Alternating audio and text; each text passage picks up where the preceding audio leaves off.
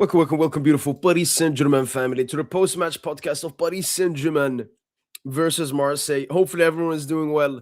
Um, I'm a little bit mad for personal reasons. Has nothing to do with the game or anything. So yeah, just so you know, if you asked that or something. But yeah, just won the Trophée du Champion. Um, very good feeling. Very good feeling, especially against Marseille, man. Wow, Arsenal nil, man. Okay, Madrid won 2-1. Valverde, Rodrigo. Man, the Premier League is such a shit league, man.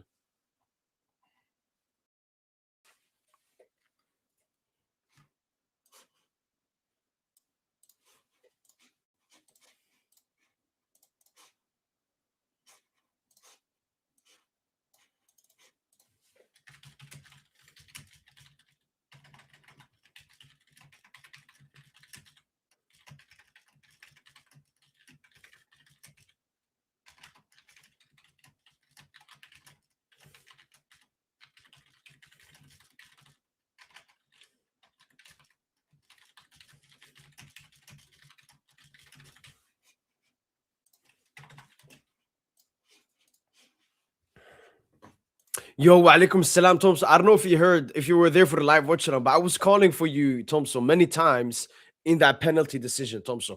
That's not a penalty. That's not a penalty, Thompson. That is true. That is true. True. Looking like Madrid. Yes, sir. Oh, yeah. Finally, Madrid went through. I did promise I will make a review of the game. When is the final being played? But I will make a preview for that game. Sunday. Yeah, I will do a preview for that game. Going win? Are you gonna take it easy on Gonçalo? Yeah, no, I've been taking it easy on Gonçalo ever since I think it was the Nice victory he scored. Obviously, if you ask me, I would probably still do it, and that's nothing personal. But nah, Gonçalo Ramos. I mean, he's a cult hero now. Paris Saint-Germain, man. It's disgusting, Thompson. It's disgusting. It's disgusting, man. I hope it doesn't cost us a trophy or something. I mean, it was a little bit close to cost us a trophy today. I mean, Marseille were good. That's the thing, Thompson, why I was less mad, because they had so many chances and they got that one, but that was never a penalty, man. Didn't even VR check it.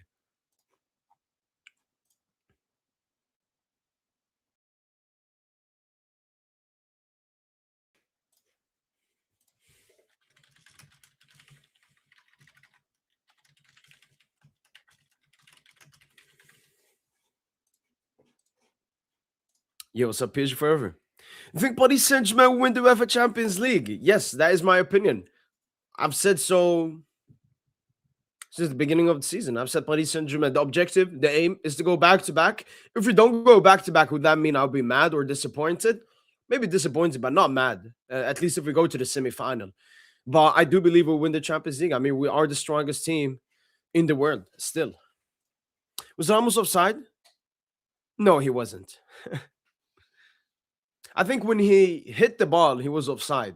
But when Barcola pounced the ball, he was onside. Getting cooked. We have to step up. We definitely have to step up our level. If we play Bayern, if we play that. For me, Pelgrick, now that we got this game, Le Classique, Trophée du Champion, we have a lot of easy to good games to play. And we'll really get tested in the quarters, as you're mentioning here with Bayern. But until then, it's all about building up the rhythm, the cohesion, and yeah, just improving our quality and level. But I don't know, maybe this is like the Super Cup, PSG, and all the Super Cups, our level goes down. I don't know why. So yeah, hopefully it's only a Super Cup thing. Yes, sir. I don't know. I saw a quote. Simeone told Vinicius they're gonna kick you out or something.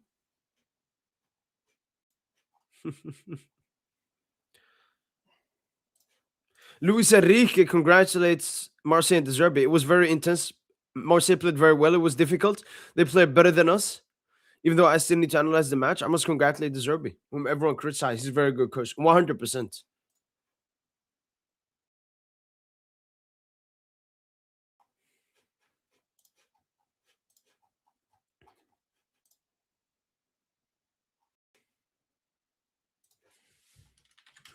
Since Mbappe left PSG for Real Madrid, PSG have won 7 trophies, whilst Madrid have won 0. Karma is Mbappe, man. Mbappe.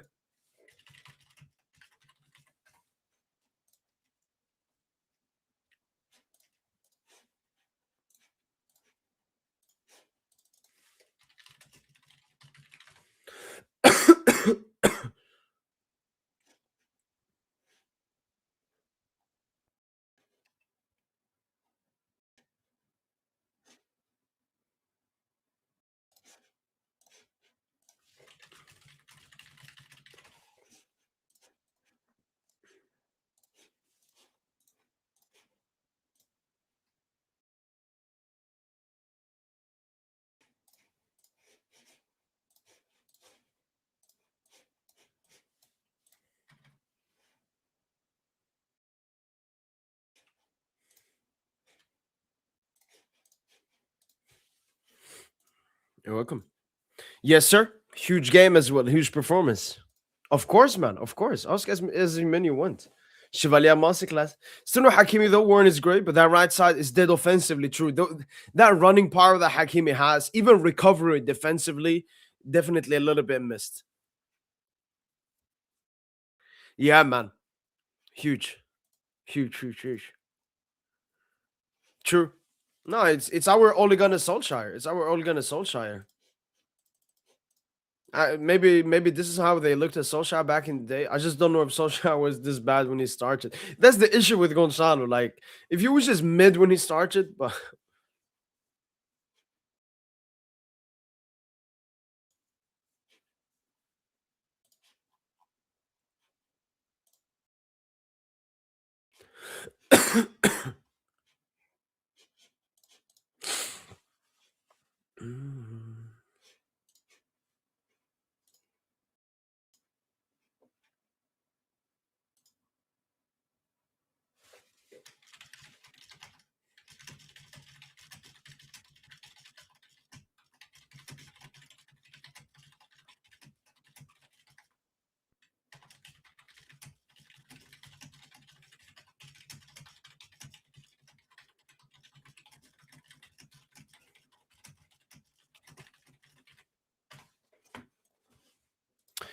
Hamo couldn't watch the game because I was in the hospital getting my concussion treated. Hopefully that went well, Milo. We played well, couldn't finish. Or was it 2-2 fair? 2-2 was honestly fair. It was a really even game. We were good. Marseille were good.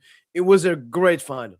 It was a great final in that sense. But obviously, we got through towards the end. I would have liked us to take our chances better. We had opportunities. We had a lot of openings. We opened up Marseille, but we just didn't take our chances. And then defensively, we were open. But again, if we were taking our chances, that wouldn't have happened. So, yeah, hopefully we just take our chances next time. If I could make one transfer to Paris Saint-Germain, who would that be? Julian Alvarez. He probably had a stinker today. Let me see. But yeah, Julian Alvarez. Let me see. Did he play? Yeah, he played 7.5. Yeah, he had a good game. 4 shots, 4 chances created, 10 touches opposition box. Yeah, I'll take Julian Alvarez. He does Sochi. Maybe. We'll see. We'll see. It was filthy Premier League, man. That's the thing. I will rate Arsenal because I think they deserve to be rated. That's how good they've been this season. But I would never like them. Never. Because they are a bad image for the sport. Like imagine you get into football. Imagine we have people. Two people get into football, new fans, have never watched the sport before. One person you show him PSG games, or even Barca games, or Bayern games. Or one guy you give him Arsenal games. Who do you think is gonna enjoy football more? Who's gonna understand football more? Who's gonna have more ball knowledge? Who's gonna like and love the sport more? It's disgusting.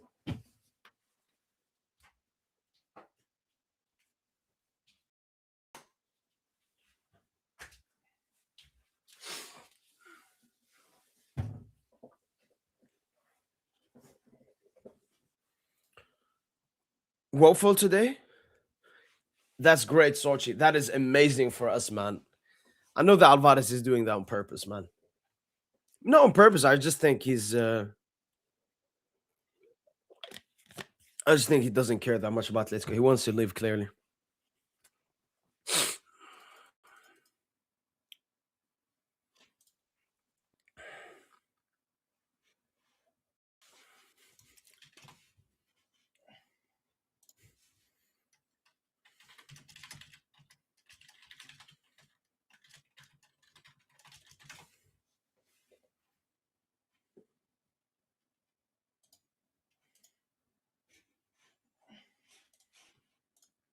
Yeah. Yes, sir. Facts. I mean, it was such a great game, man. And shout out to Marseille and other Ligue 1 teams for giving us really strong competition, making it really tough for us to do what we want to do, man.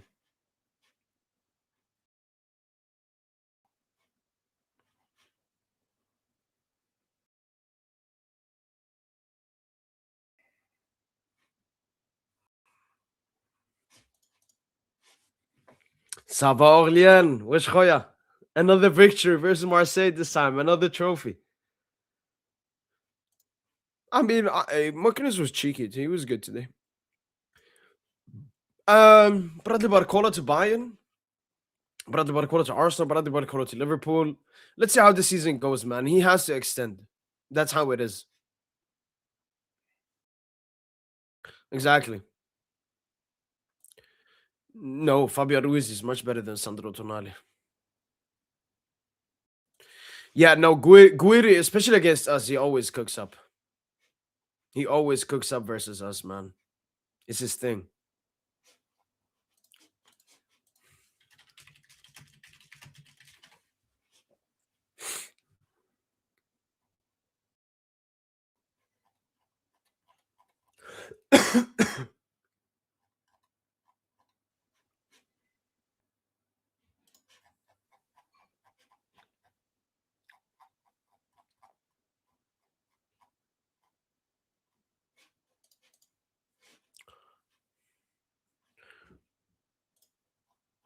$100%. No, Erlen, I already have like 70% assist my situation around him after the what was it? His knees goal. Because that's when I was like, you know what? No matter how bad it is, what he's done, his impact at the club, especially this season, off the bench, big games, big goals, we gotta respect it. And I'm 100% on that boat, Orlean. If you ask me, that said Ramos for Alvarez 100% every single day. I'm never gonna lie or deny that. But no, he 100%. I would talk with Tosin with that for sure.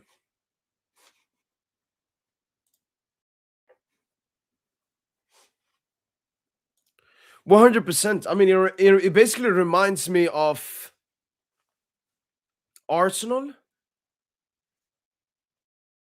Yeah, Arsenal do it. Like, do it wasn't good there.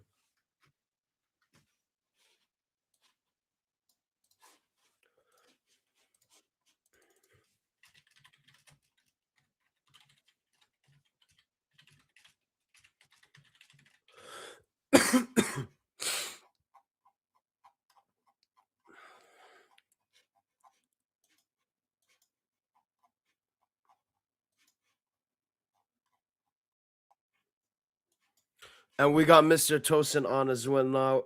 What is going on? Wait, Tosin, 1 second. I will add you.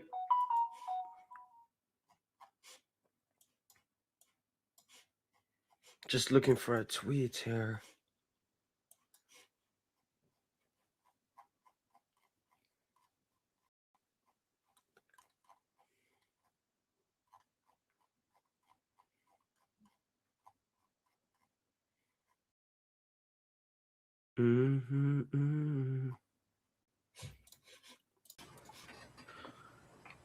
Tosino.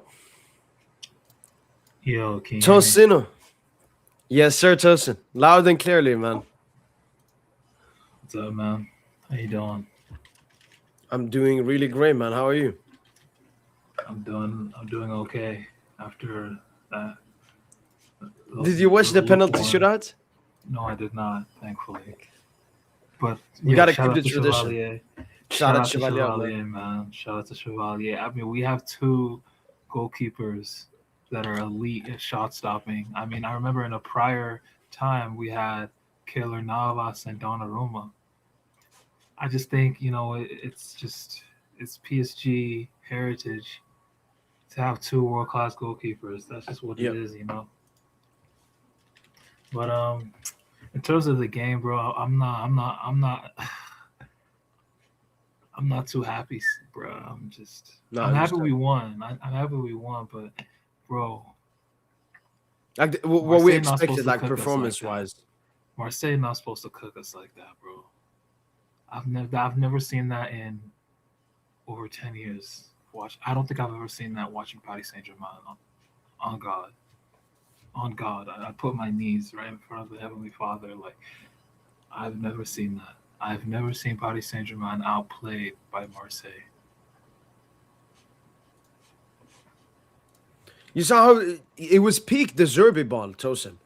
What they were doing, they were just passing it in their own half, inviting us, dragging us in. I saw Pacho, Tosin, pushing up, pressing. Man of the match for us. Man of the match for us, pretty much the whole back line. Marquinhos, Pacho, Nuno, Warren, and Chevalier. And even Warren, what kills Warren is just like that giveaway for the was it the Greenwood penalty? Yeah, the Greenwood, penalty dive, basically. And even Neves had a giveaway for the throw-in and build up to Pacho's goal. Like today, the midfielders, like Fabian had a pass in the first half. I think he's trying to find Nuno between the lines, misplaces it, and we give up a 3v2 in our camp. I was so scared today, G. Like today, the midfielders were lacking. The defenders were exposed today. And honestly, bro, some heroic shit. Like Pacho was a monster today, despite the own goal. Like that explains the number of chances we created because there were just so many turnovers and just a complete zero lack of presence on second balls. Lack of presence on second balls. Like Joao Neves was invisible today. Like that's what he's there for, But that's not something probably he could do alone. But it's just like I just found the game a little worrying. I just found the shit worrying, bro. Like, yeah. No, Marseille, especially in that second half, the way that they played impressed me massively. And I even think at some point during that second half, it's less that PSG weren't that good. It was just Marseille were very good. Obviously, that's a problem for us, our opponents being this good against us. We tried pressing, we tried doing the thing. The thing is, though, Tosin, as you say, I blame a lot on us on the ball, Tosin. The decision-making in the final third was abysmal. Like, we caught Marseille open so many times, Tosin, to kill off the game, to get the second, to potentially get the third. Due, what the fuck was Due doing this game? He hit the post. Really great shot when he hit the post. But apart from that, Tosin... No, Due came alive. Due came alive a bit ghosting. In the second half a bit. Yeah, it was like small stuff, like the expectation I have of Due it, Tosin. Yeah, but no, I agree. Tosin, we got to talk expectations. Like, Dembouz, yes, he gave us the goal, Tosin, but again, it was so many moments. It was once, Tosin, I remember we won a high up, just like we scored our goal. Dembouz gets it. He has two runners in Due and Khvicha. Yeah. He just goes for a shot immediately. Was it in the second half or first half? Which one? No, I'm talking first half. When he went like outside, yeah. Oh, okay. So, at that point he scored. He was feeling himself. But yeah, no, second half it was what disgusted me. It's like, bro, you watch this game, and I'm looking at the heat map as well. Like Dembele, 34 touches in 90 minutes. Yeah. What's it called? Kvara, 38 touches. In how many minutes? I think Kvara got subbed out. And then Due had like 60 touches. So like the balance was off up front. Like Dembele just did not drift to the flank today at all to create. Yep. He was goal hanging second half. The dude was actually just like, I want to go hang. Yeah, he was just he was playing like a Barcola on his lost shoulder all the time on like the Marseille center back. Yeah, and waiting for that pass. Like we actually needed him today a lot, especially to get out of the pressure. We were fucking dying there. Like, but do you think that's part of Lucha, Tosin? Because I've noticed if you compare us to last season it was much more about control. This season, Tosin, it's about being direct. For example, two opportunities, No. Tosin, that I really loved. You remember Nuno Khvicha link up in the first half down that left hand side? Bro, That offensively, was insane. it was the left wing was our. That's how we played this game. Like Nuno, probably my man of the match today. But like left wing it was all the left wing in the first half. Yeah. Like if you noticed, because the right wing Oh. today from Warren to I guess you can say a little bit of Neves and Due on Due? that flank, like there was just no cohesion there at all today. 100%. Another chance I like, Tosin. You remember Nuno when he made the run from the left, gave it to Dembouz on the right, and then Dembouz put it to Nuno? Yeah. But it was When just Nuno like, made the following run. Yeah. like, well, this is clear. Tosin Lucha has told the players to be more direct than last season. Like 1-2 passes, make runs. He's telling the players to rely more on their individual ability.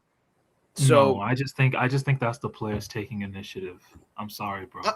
I'm no, not. no, I Tosin, think no. This is a pattern I've noticed this entire season. It starts off with Lucha starting 4 attackers versus Spurs, 4-2-3-1. Lucha definitely plays more direct this season than last season. That's why the Dembouz run, Tosin, like Dembouz is dropping less. He's ready to make the run. But I mean, it could be a problem. Maybe we should play more controlled. Like even defensively, Tosin, we've talked about how much more open we are defensively than last season. The only issue is we still haven't gotten that great attacking where they take their chances, they create a lot of opportunities and so on. Yeah, man. Yeah. Again, Tosin, I agree we should be critiqued. I said last year after the Flamengo final that when 2026 starts, no excuses or anything. The performance should definitely be better, Tosin, but fair play to Marseille. They were really good tonight. Like I haven't seen a team move the ball like that, Tosin, against us. Even Bayern, who had a really good performance against us, Chelsea, like the way Marseille was moving the ball in that second half, in their own Marseille are not that good. So no, Tosin. We don't. No, Tosin. We shouldn't do that because even Luis Enrique after the game. No, Tosin. Let's not lie here. We were second best. Marseille. I agree. We were second best. Yeah, that's why I'm very disgusted. I'm actually very worried. Like worried last about season's what, team Tosin? shits on this Marseille team. What are you talking like? I disagree with that. Like this Marseille team is a really good team, and I don't want us to. I don't see that. We have a picture of Marseille being shit, but that has changed. This Marseille team now is a seriously. The only issue with them in the league is they can't do it consistently. That's their biggest problem. But when it comes to big games, like every Le Classique we're heading into now, it's gonna be a tough game. And it's not even about the quality; it's about the system, Tosin. Like the Zerbi's gotten them playing the Zerbi ball, and they look really good. It was really hard for us to do anything against them at some moments. Getting the ball away from them, like we couldn't do that. We struggled massively. So, again, we can 100% talk about PSG not being good enough, but we shouldn't say Marseille are shit or should have spanked them or something. Maybe we came in a little bit overconfident, not thinking how good Marseille are. And then, Tosin, it's about the hunger. Marseille definitely wanted this trophy more than us. But the thing matters is, Tosin, we still won at the end. That mentality, Tosin, the winning mentality we have at this club. Because I feel like just after the Flamengo game, Tosin, where you're more negative than positive, I don't understand how. If we lost this game, 100%. But we won this game, Tosin. And this is a final. This is a Super Cup final. No, I know. It's the all that matters is the victory.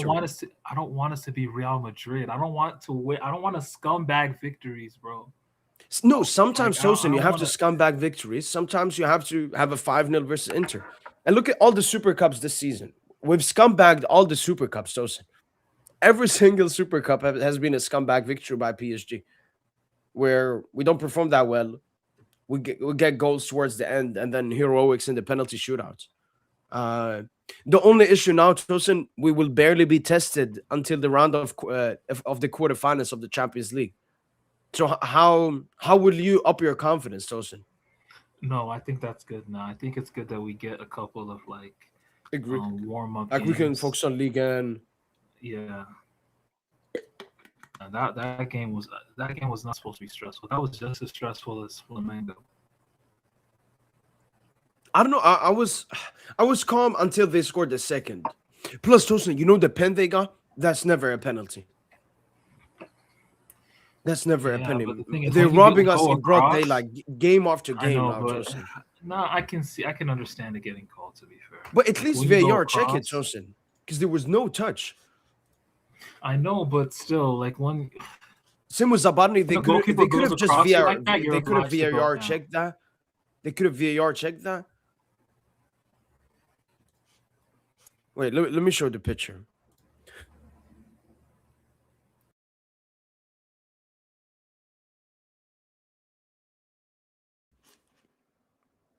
Look at this, Tosin. Like how?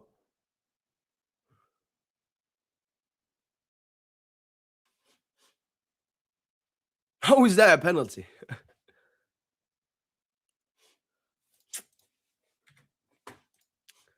Do you what more do you have about the game? Or do you want to go into player ratings? We start talking more individually about the players. One thing, Tosin, they told me about before, like our stance on like Gonçalo Ramos and so on. For me, already after the Nice game, I'm like, I'm gonna respect him more. I'm gonna be less negative because of how impactful he is for us. And today he proves it again, Tosin. Oh, Like Gonçalo Gonzalo. Ramos, he's a cult hero now, Tosin. We No, trolled he's a him about coach. it Yeah, before, but yeah, he hit Kipembe status. our Ole Gunnar Solskjaer. But honestly, bro, like yeah, it's right place, right time. But the anatomy of that go watch it again, bro. It's just y'all gonna call me a booze dick rider for pointing, but like when Vincino was on the ball, then Booz was looking at Vincino like, yo, he pointed immediately like to Barcola, get it to Barcola, because Barcola was running. Barcola was making that run. And the way Barcola adjusts to that ball, that's insane, man. And oh yeah, Pacho at the start of the action, you're right. That's a 1v1. Now it was a beautiful equalizing goal. Man, Pacho was so good. So good. And I said it, Tosin. I finally said Pacho it. was insane today. He was the Current best current left back in the Pacho, world. current He's the best Pacho, left back in Tosin, the world. better than Prime Kimpembe. Because I remember when we made like the No, stuff at he's the been end of the better than season, he's been better than Prime Kimpembe for a while, bro. I ain't gonna lie to you. at the end he Like, gets the second touch. Then Nuno finds Vitina. And no, Vitina here, he's like, Nuno and Pacho. Then again, this pass, man. yeah, Barco already started running. What a pass. Like perfect. Gets the perfect dip for Barcola. Gonçalo knows all he got to do is stay on side. Bip. Great header from Barcola. Barcola, man. Just like, and Gonçalo. Bro, Yeah, that's he why was never missing that. Gonçalo was That's never why missing that, man. Barcola is like the greatest wide receiver ever. He's like Randy Moss. You know, Like in the who? NFL, you have like wideouts. Like you can just throw it up there essentially, and they're gonna go get it. That's Barcola. That's what Mbappe was, at the start of his career a lot. Like when we first watched him, he would just latch onto any kind of pass. Barcola is like that as well, man. It's reminiscent of Mbappe. Like how many 3-pass combination goals can you have with Barcola? All it is one pass behind the line, and then a square ball to for a tap in. Today was Gonçalo for a one-touch finish. Today was Gonçalo. We've seen Hakimi there. We've seen Dembele there. Dembele scored like 2-3 goals off of that last season. It's just Of what? You found Barcola. Yeah, that 3-pass combination.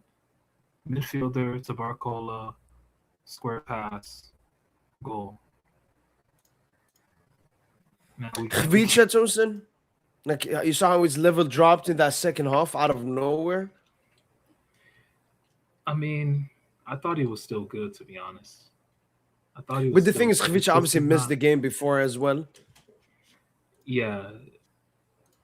The thing with Khvicha is like he has to score, man. Like, because he's not really gonna open up the game with a pass or anything.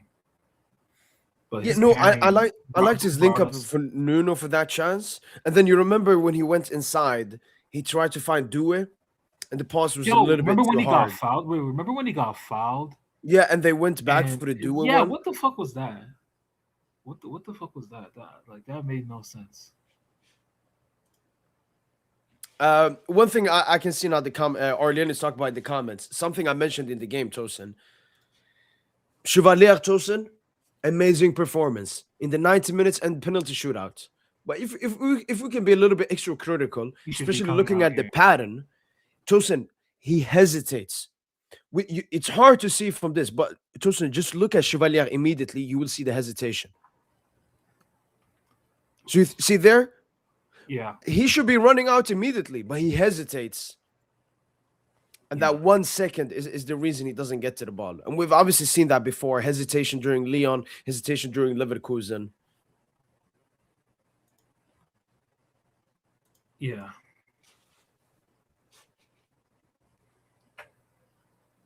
Do you remember when we had that Kvara Nuno chance? Oh, that was like our first chance in the game, right? Okay, I'm going to find it here. Well, no, but that was very good interplay. I think Nuno was on the underlap, finds Kvara. Kvara just beats his man for pace down the outside. I think he cuts it back to Nuno. I think Nuno checks back. Yeah, Nuno checks back onto. I think he controls it with his right foot, checks back onto his left, gets a shot away. But no, that was really good play. No, left hand side was cooking. Nuno was a one-man offense today, honestly, especially in the second half. Like, he deserved the goal on that run, like, where he. Which one with them boos? Okay, Yeah, Justin, yeah, I he got deserved the goal on that run, to be honest. got this one. Nuno here cooks way out with a heavy touch, man. Like, he's so scary, Tosin.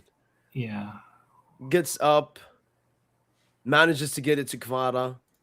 Yeah, then the Kvara just cooks Balerdi. Because Yeah, we've talked about their relationship, and hopefully they can. Because Khvicha and Nuno could be dangerous together, man. Look at this fake here. Insane. And then the Nuno Dembele. When do you think it was? Second half. What was the score? I think it was only 1-0, right? Remember that Dembele pass to Nuno at the start of the game, though. Oh, the cross. Yeah. Out the cross. Oh man. Oh, that was insane. I thought Nuno was gonna score. Because you remember that one came out. Yeah. Like, he was in no man's land on that. And you remember that 1v1 Aubameyang had? Goes around Chevalier and then Pacho's there. I was like, where are you going? Yeah, Pacho defending that was. Whew. When Pacho had to be in so many 1v1s in space, like 40 yards of space. That's what we need. We just need a second Pacho, but very good on the ball. But to be honest, man, Markey carried as well in a lot of phases today. Yeah. Here's that Nuno's thing, Tosin.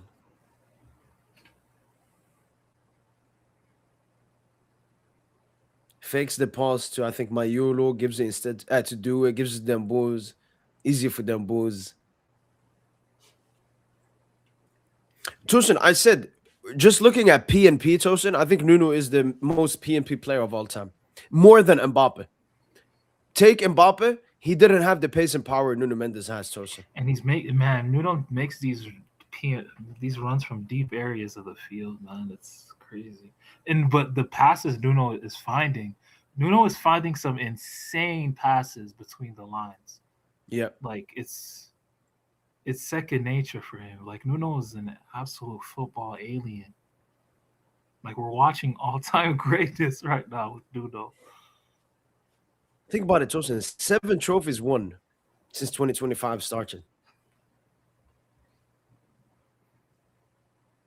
Man, I miss Hakimi, man. And then we have the goal, Tosin.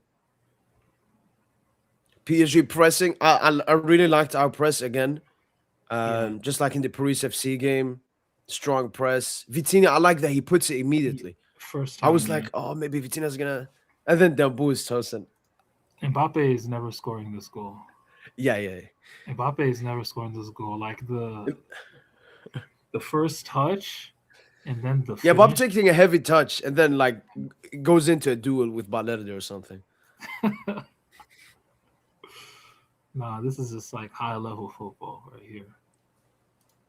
But let's be real. See, this goal, this is a genius goal, but take away the goal, right? This Yeah. goal just comes from Marseille's error. We were really second best today. I'm so disgusted. No, I'm but so Joseph, we had so many disgusted. openings.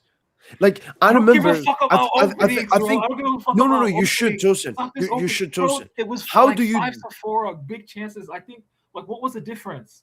I think it was No, like we big. had the same number of big chances as Yeah, well. yeah, yeah. It's No, it was an even disgusting, game, man. but I don't like the No, it second wasn't best. an even game. It wasn't an even No, game. They were no, winning no. every second I don't ball, like the bro. second They were best. winning I don't like every the second second best. ball, bro. No, Yeah, stop no. this shit. Marseille wanted the victory Bro, we more than had us, but saying they were better than us, no, I disagree with they that. over the 90 minutes, over the yes, they One were. hundred For the percent. they No, 100%. were. I'm just This gonna was be a honest, they game. were. If we'd lost this game, we'd bottled this game.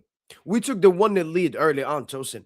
We kept having chances off the chances. They had chances, to be fair to them as well. But we had multiple chances to kill the game off early, Tosin. We bottled the game by them taking a 2-1 lead.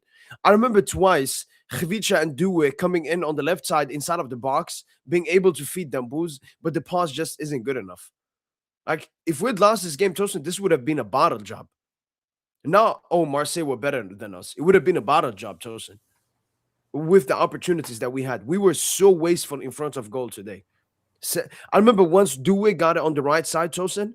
Instead of That's going not alone, wasteful. he's trying to look for Dembouz instead. I'm like, what are you doing, Due? Go for goal. You're in a 1v1 situation. Like, I think Marseille, the football that they played was good. But if we look at in terms of chance creation, no, PSG was the better side today. We cut Marseille open multiple times, but the decision making just weren't there from our players.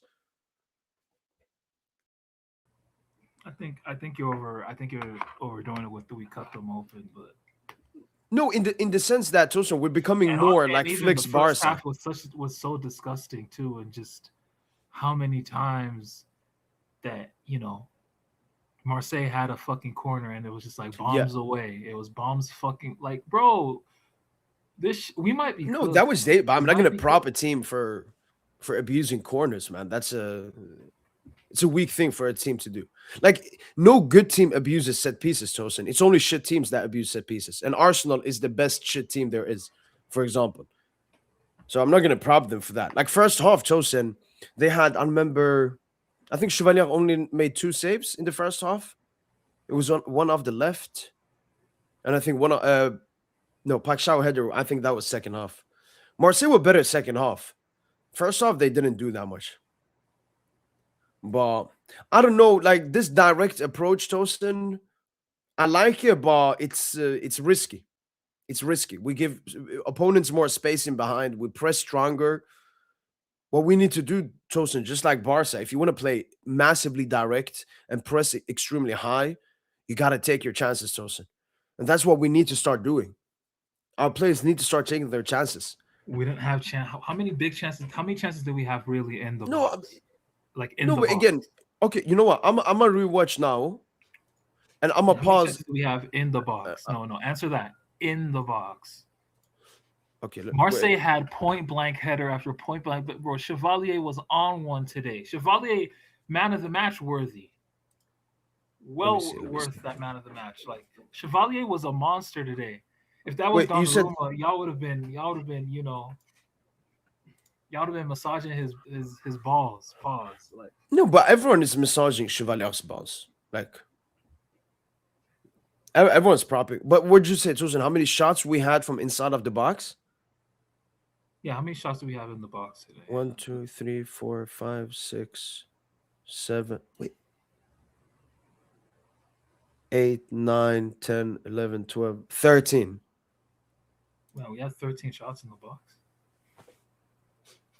But I'm gonna. Where is it?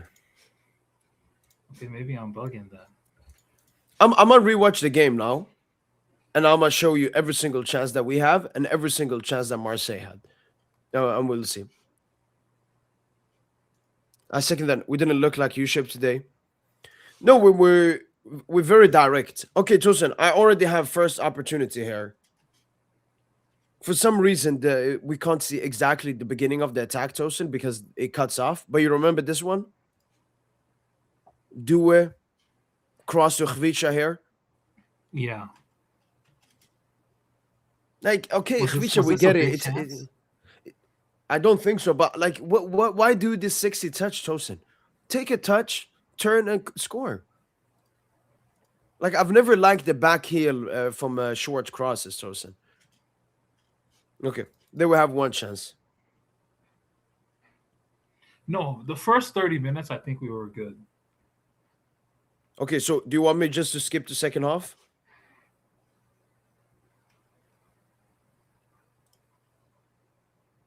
I mean, you can watch the whole if you want to. I mean, do what you think is best. Yeah, no, that's how I felt during the game. Like, we had so many openings, we got the ball into the right place, but then just, especially Due, man. Like, Due looked like Due versus Arsenal today. That's what I felt, Tosin. Staying on the ball for too long, overthinking, not being direct. You know, players like Due is the reason why. Players like Due is the reason why you have. Um, Actually, you know, I'll say this. I saw an excerpt with Enzo Maresca where they were asking him about playing with freedom, and Enzo Maresca says something to the tune of, like, with too much freedom, it becomes fucking chaotic. You have Yep. chaos. Like that's with Due is just sometimes you just want him to play one touch, two touch like a robot. Sometimes it might be better to, you know,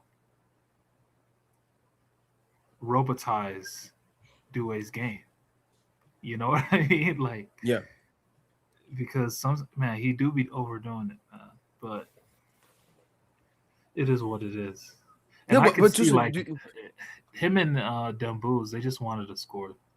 Like yeah, Dembouz yeah. wanted a hat trick, and Due wanted to score for sure. He wanted to keep that goal streak going. That's what I could see, honestly. Like in the attack, I hope they don't play like that come the knockouts because we can't. That can't be the vibration, you know. Like there was one play where Dembele had it. He had Due wide open in the box, like in the box. It's just an easy pass for Dembouz. Oh yeah, he tried to shoot it instead, And then he tried to go for like a and I blind never see precise. them boos do that.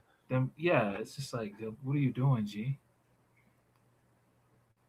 Like niggas just wanted to get they stats, like, and that's cool, but bro, we can't have that mentality, bro. Come knockouts. And the thing is, I think this is gonna continue into the season. I'm not gonna lie, bro. You I don't know. know, I think both of them just came back from a massive injury. This is their first game back. You had Flamengo, but both of them weren't 100% fit. So they just want to show that I'm him. But it's calm, Tosin. I know that. Like both Due and Dembele want to win the UCL, and they know this is not the way to do it. I think it's just a one-off game, especially against Marseille. yeah. I saw Due go into so many duels and stuff, Tosin, because it was Marseille. Like he was just bumping into Medina from behind, Greenwood tackling him out of nowhere. Fuck Medina. Fuck Medina. Fuck Hoiberg. He's like Alvaro, the new Alvaro. Yeah, and Hoiberg or whatever, dude. Fuck him too. Just a dirty player. But you see, Tosin, one fortunate thing now when you have Dembele, Due, Khvicha, I would say Khvicha had a decent. Yeah, I mean, it don't matter how the game was, Tosin, but Kavisha actually had maybe a he has a guy. good game. He had a good game. He was live. Yeah. He had one sombrero flick in the second half. That's the thing with Kavicha. He'll do something incredible, but he'll never like finish the action. So it'll be an insane run, but like he won't play the pass. Like he'll dwell on the ball a bit too much, Yeah. To get dispossessed. But yeah, he did have that one sombrero flick in the second half. I cried. I was like, oh shit. But I mean, I'm just happy we have them Boos back. Big game. What is it? I think he's played 6 finals. Okay, Tosin, this is one like a half chance. Yeah. Show me. So you see, Due has it on the left, and I'm only doing second half now. Due finds Khvicha in this space, and then Khvicha tries to force it to Dembouz, Tosin here. Yeah, he could find. But here, Neves, you just wait on it, fake the pass. Hey, look at Neves. Look But at it's this. covered now. It's covered. It's kind of covered. So, like, we came into these kinds of position multiple times. It was just the final pass, the final shots. Khvisha could have maybe even tried to score there, like faking out Rulli that he's going to pass and score it. But right, so 52 minutes into the second half, PSG had that. Apart from that, it's been nothing. Still waiting for more opportunity. Kylian Mbappe will arrive to Saudi Arabia tomorrow, confirms Xabi Alonso. He's feeling much better. He is for sure starting. Mbappe, man. I need Barca to win the Supercopa de España, man. Barca won 5-0, right? Yeah, insane. But Bilbao was so garbage as well at the same time. We scored 0 goals against them, bro.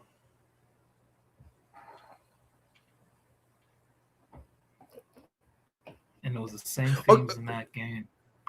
Okay, Tosin, this is very small, Tosin. This is just something I got mad during the game.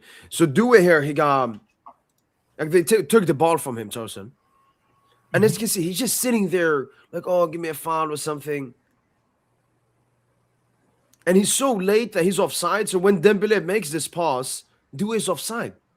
That's one thing I don't like with Due, Tosin. He has to show his like anger that he lost the ball or something. Nobody cares, Due. Get up and play. When you lose the ball, the first objective for you is to gain it back or help gain it back. I don't like that. Like, it's small. It's very small stuff. Is he I don't really like offside though? Is he offside? I don't know why. I remember seeing this live. I don't know why Due just let that ball go. True, but you can see how he's just walking. Yeah. But yeah, again, it's small stuff. But yeah, you're right. Maybe it wasn't even offside. Pressing high, nothing here. Okay, now Tosin. Wait. Why the fuck is Marquinhos here?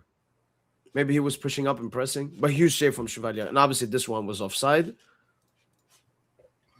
Let's see what we got more. We were getting moved to, bro.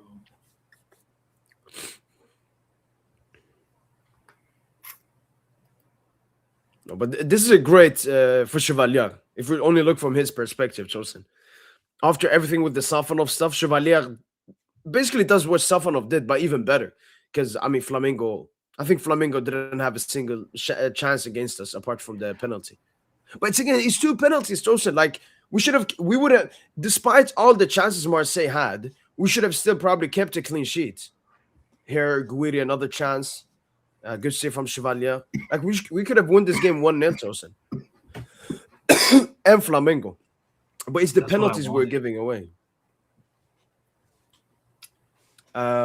Here we have another, again, it's a small opening here from PSG. Due gives it to Nuno. Like, if Nuno can manage to put this, but he takes a touch instead, and then Valerde, actually, good defense, catches up to him.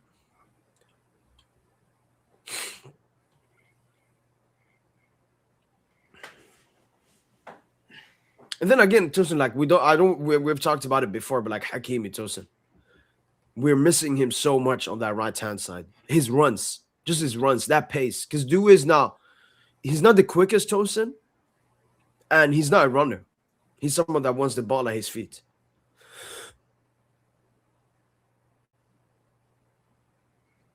And I've noticed with Warren, Tosin, Warren inverts more than Hakimi. Warren basically plays like Hakimi in Lucha's first season, Tosin, when he was inverting more. Whilst Hakimi stays more on the outside and plays as a wing back. Honestly, bro, the thing is, like, Warren and Hakimi, they're actually comparable in terms of like the duels and stuff. But yeah, man, it's like just the defensive part. Yeah, but explosiveness, it's not. Hakimi, just that explosiveness he brings. Like, you see the advantages that Mendes was giving us late in the game, Nuno. Hakimi would have been giving that to us on the other side as well. So, exactly. And we saw that like in the Barca game this season, Tosin. Nuno had an incredible game. Hakimi also. Both contributed to goals. They Hakimi basically assisted won the us the second, game. Nuno assisted Our the fullbacks, first. Yeah. Our fullbacks won us that game. I found another like small opening for PSG here, Tosin. Marseille lose the ball due to our press. Khvisha gets it here, cooks the defender. What does he have to do here, Tosin? Yeah, just fine. Is that fine Dembouz? Yeah. Khvicha doesn't do it. And look at Dembouz's reaction when Khvicha loses the ball. He gets mad. Because, like, you give it to Dembouz here, man. You give it to Dembouz. So that's what I mean with the decision making in the final third, that final pause, that last pause. Because Marseille, like, we could have done more, man. All right. No, but see, like what we're looking at, we might be looking at a disjointed locker room. I saw people pointing out that Dembele never, you know how like when players get subbed out, they shake hands with the coach and stuff before going to the bench. Like Dembele never shakes hands, hasn't done that with Lucho. Like in the past 2 games, in the Coupe de France game, when he got subbed out, and in the recent Paris FC game. That's what I'm like. Is there like is the locker room a little disjointed? And Barcola been sulking. Barcola's been sulking for weeks. So what could be the problem? Like Lucho's too much power? I don't know, man. I don't know. It's just the locker room's not. The vibes ain't there. It's always about the vibes, man. If the vibes ain't there, it's I mean, what I would more say is like, especially Dembele and Doué. I mean, they've just come back from injury. It's like new signings, basically. And as I said before, like they have a point to prove. The other players that played half a season, they're coming late, so they want to prove something extra more. But let's see in the coming more weeks if we continue to see this pattern. Here's another opportunity. Paris Saint-Germain winning off a Marseille attack. Look at this pass from Nuno Vitinha to Neves to Nuno. Here, Tosin, it's simple. Doué goes alone. But what does Doué do? He tries to do that and then find Dembouz. But then the pass is closed down. And this is, again, overthinking in the final third. Here, you go directly. You take the shoulder change. Maybe then you look for Dembele, but you go forward here. You don't do a fucking Ronaldo chop here, man. Well, look at half. I thought he livened up a bit. I agree in the second half, yeah. Yeah. And for me, Tosin, it's no of the attacks is big. It's just when you put them all together, it was clear that that final pass, that final decision in the final third costed us shots on target, chances, goals, everything. Yeah. Okay. Now I found the one you were talking about, the Dembouz one. Doing great position. Dembele thinks he's prime CR7. Yeah, he tried to use like Doué being open to try to sneak that in there, but yeah, it's not the worst thing. It's just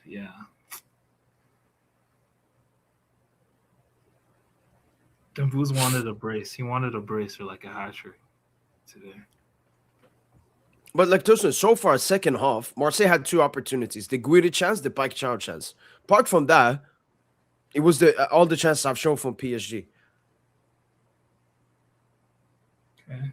Ooh, now I have another one. This one's really good by Neves. Khvicha cuts inside, finds Neves. Look how Neves takes this one between the 2 players. Yeah, insane. And then here, the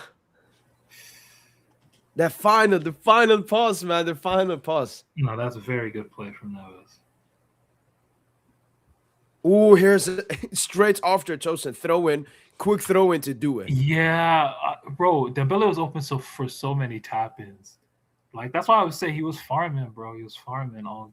He was farming all second half. Like, for example, this chance, Tosin, this is at least a 0.7 big chance, but it doesn't count as a big chance or high XG for PSG because Doué went for a pass. Did he go for couldn't get to them? No, he went. He tried to pass it, but I don't think he was. He just wasn't bound. Yeah, the ball was too. Yeah, no. To adjust. It just when you put all of this together, Tosin, this is just second half. We should have killed the game off way before they got their filthy penalty. No, I agree. When we were 1-0, I was praying for that second goal.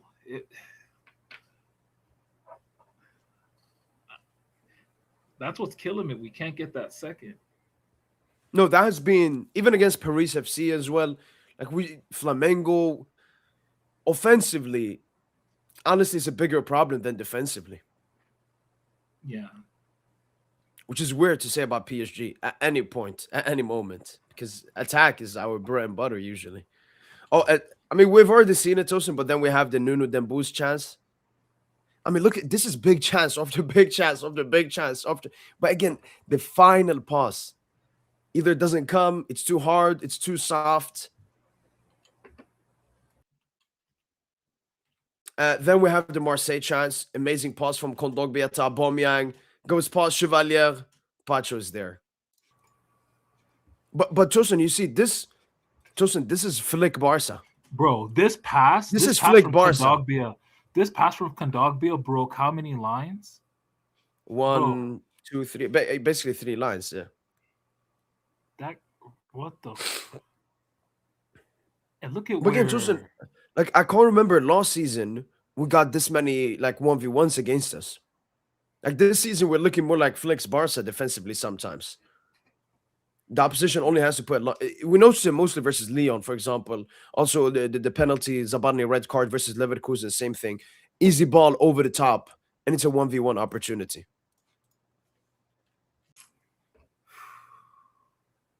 Mo, did you see that Pacha apologized for fans for the own goal? Man, I don't like to see him apologizing.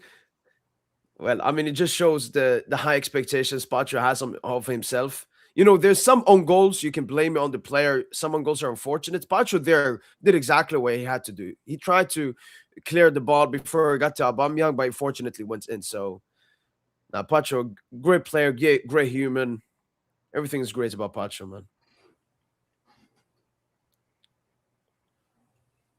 Yo, Nuno asks 6 minutes ago, what are Tosin's thoughts on Mayulu? 40 million bid comes in. What does he? I'm not. Why is Mayulu shouldn't be a topic for today? We definitely do need. Do we need another player in the front line? Because I didn't like how the right wing played today. Yeah. No, we do have Mbaye, but look, we have Mbaye, and then both Njanto and Kangile injured as well. The 2 attackers that came on, Tosin, both contributed for the goal, Barcola and Gonçalo. Yeah. Okay, Tosin, now we got the Marseille pen. So as you can see, Tosin, 73 minutes in. We had 3 Marseille chances. We had like 8, 9 PSG ones. But a lot of them. So you're talking about openings, but what about like we weren't in terms of phases like of football? Possession. Yeah, no, football, that I 100%. Wait, let me go back to. That shouldn't happen though. That should not happen. That just should not happen. Okay. Look, Tosin, we watch now the beginning of the first half. Look at how they were toying around with us, Tosin. So they play a long ball, they get it back. Look at here, Tosin. Look how long we couldn't get the ball from them. Was this where Fabian got nutmegged?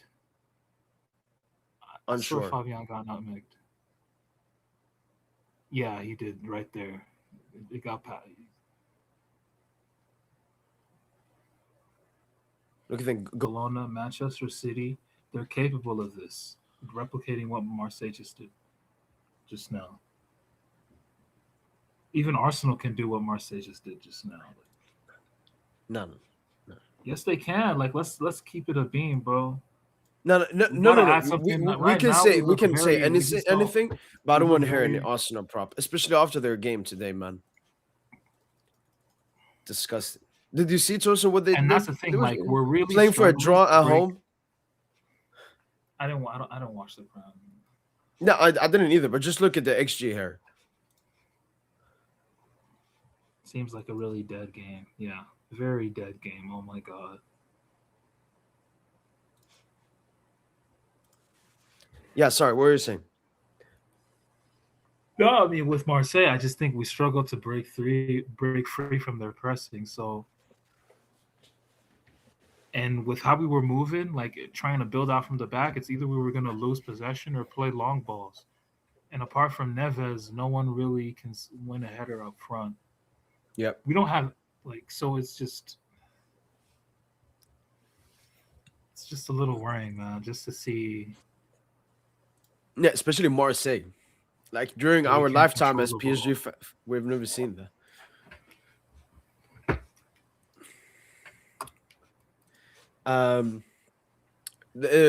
I mean, I showed this before, but this is what Nuno Mendes posted on his Instagram story. So Balerde posted this when they beat us in Le Classique with a picture over Nuno, and Nuno said, "Intentalo para la próxima ve Bolerd." You know, is that French, Uh, Portuguese? I have no idea. No, All right, that's definitely Spanish. That's definitely Spanish. no Portuguese. This O with the, I think this is Portuguese, like the O and thingy. That can't be Spanish. Oh, for real? Okay. Means try it next. What language? Okay, Tosin, another thing. One player, you remember last pod, we checked like his last, what was it, 13 games? He had 1 assist.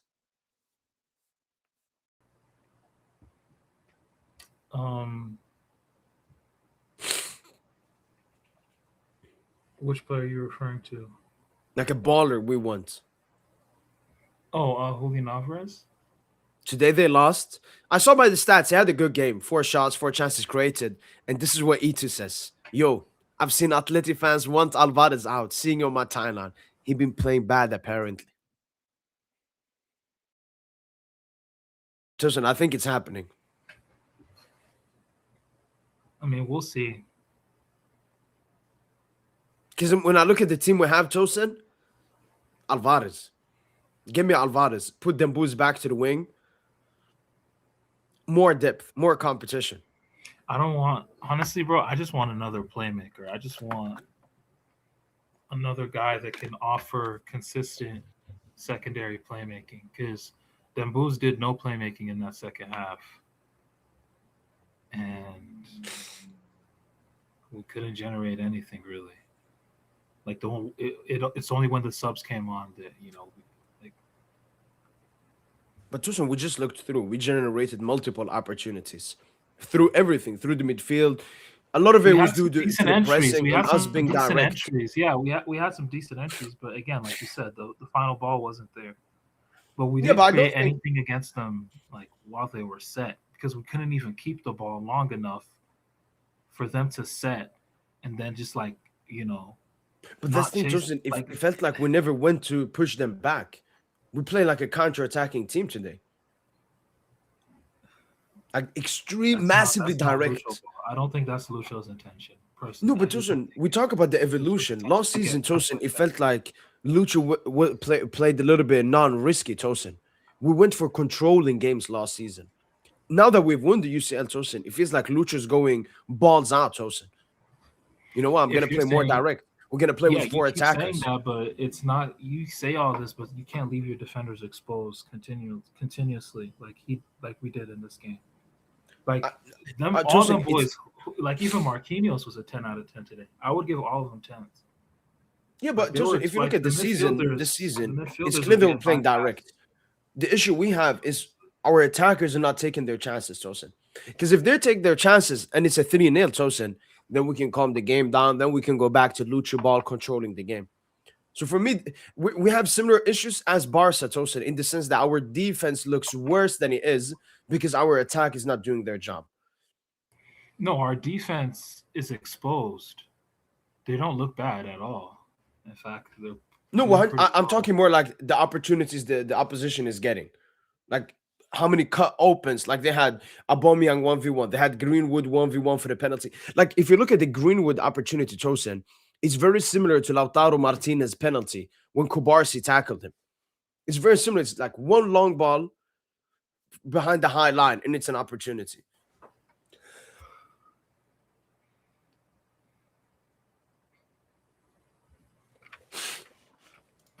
Yeah, man. All right, let's jump into the cheeky player ratings right here.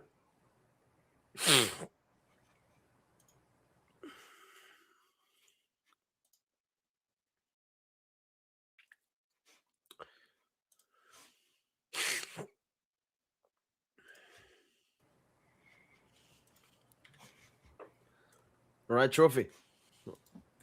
Trophy. Is it here? Trophée du Champion. Marseille. Home. 4 wins on the bounce, Tosin. Unbeaten in 6.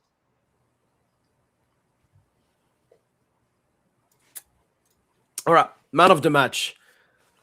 I think there are many names, Tosin. You can give man of the match, but you have to give it to Chevalier. I was gonna say Nuno, but okay. Calm. I think it's just Chevalier the entire game, penalty shootout, and lost Le Classique, Tosin. We lost 1-0 due to his mistake.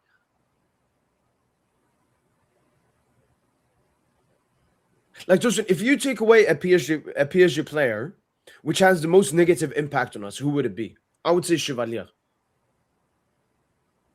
If we put Lucas instead of Nuno, obviously it's a massive difference, but I wouldn't say it would impact us as negatively.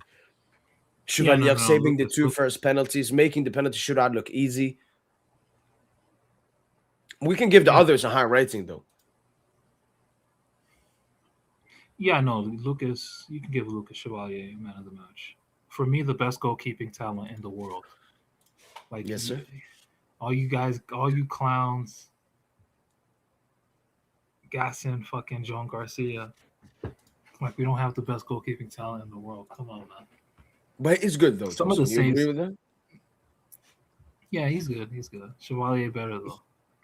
Bro, look at the save Chevalier made today. Which one, for me, it has to be Pak Shao one, right? Yeah, the Pai Shao one was insane. But there was one in the first half, I think, from a corner. Yeah. That he saved point blank. It's just so many. Bro, Chevalier was just a monster today. But yeah, like you said, he needs to do better in terms of, reading the game. Like, especially in his sweeping duties, man. Like, that's why we kind of bought you, so that we can play that high up. True. So that when they play those balls in behind, you're right there, So, yeah, that's not really part of that. Is also, we're not putting pressure on the ball up front. Yeah. But yeah. So Lucho, what you giving Lucho? Because Tosin, look, when it comes to the decision making of the players and so on, that's on the players. That's not on Lucha. But when we talk about how the football was moving, that's definitely a negative critique on Luis Enrique. And I think that's why Luis Enrique, because he said after the game, I read it, he said, Marseille were good, the Zerbi should be happy. And then he said, I need to analyze the game after. What he means by that is he needs to watch the game and see what he needs to tweak so that this doesn't happen again, Tosin. But good lineup. Yeah. And good subs. I'm back 1 second. If you can just talk about Lucha or something. Okay, sure. I'll just read the chat. Oh shit, Derlano in the chat. Yo. I'll ask him for you if you can pull up. For sure, G. Fabian was excellent in the first half. Was a link in midfield, was making the right pass. Yeah, Fabian started very well. But yeah, it's again as the game waned on, like he had no legs, pretty much. Like inside the first minute of the second half, he got nutmegged on a pass. That was just like he got bypassed so easily. Like him, Vitinha, and Neves were getting bypassed way too easily. Man. Like the defense was exposed way too much today. Like Marseille created way too many chances.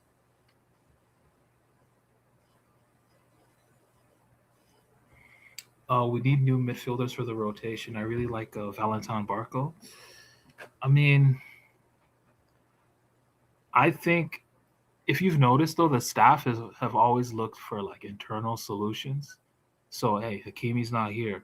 It's been Warren. And Warren's kind of struggled with, like, Warren's been incredible, but he's also struggled in moments because, Like even today, like he loses the ball and build up to, um, the Greenwood Chevalier duel that results in a penalty. But like, we always look for solutions in house.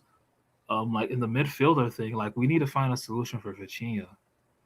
And I think this in-house solution for Vitinha getting rest is really Warren, because I think Warren's best performance in this season to me is still the Strasbourg game.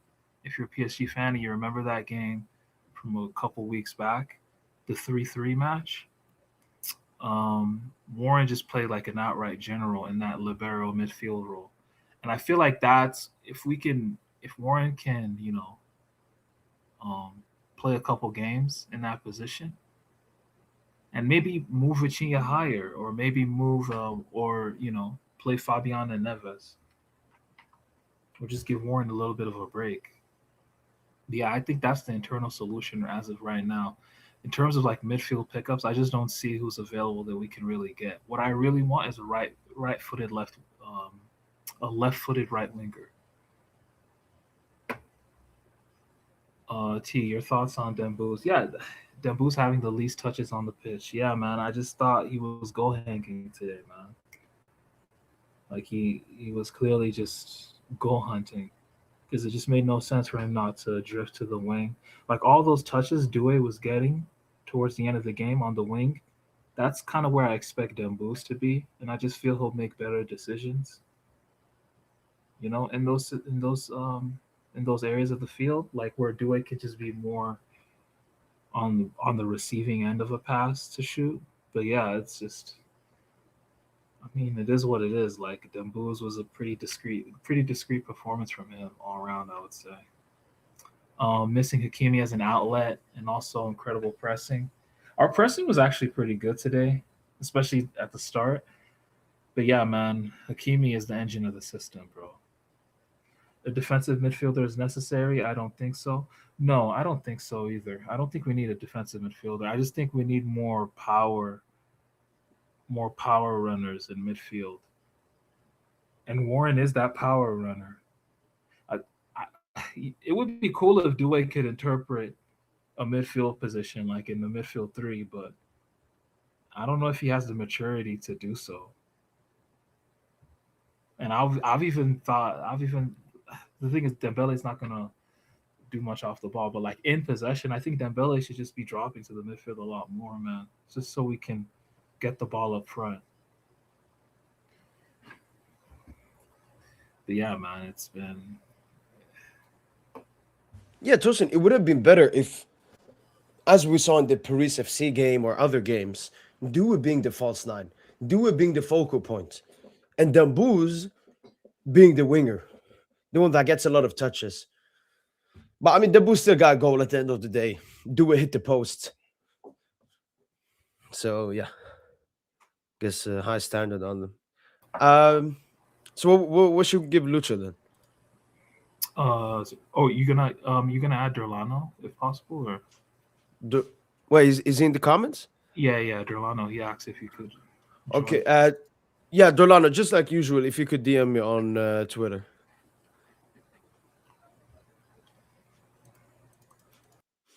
But yeah, Well, Lucho, it's a final. We won. He made the right subs.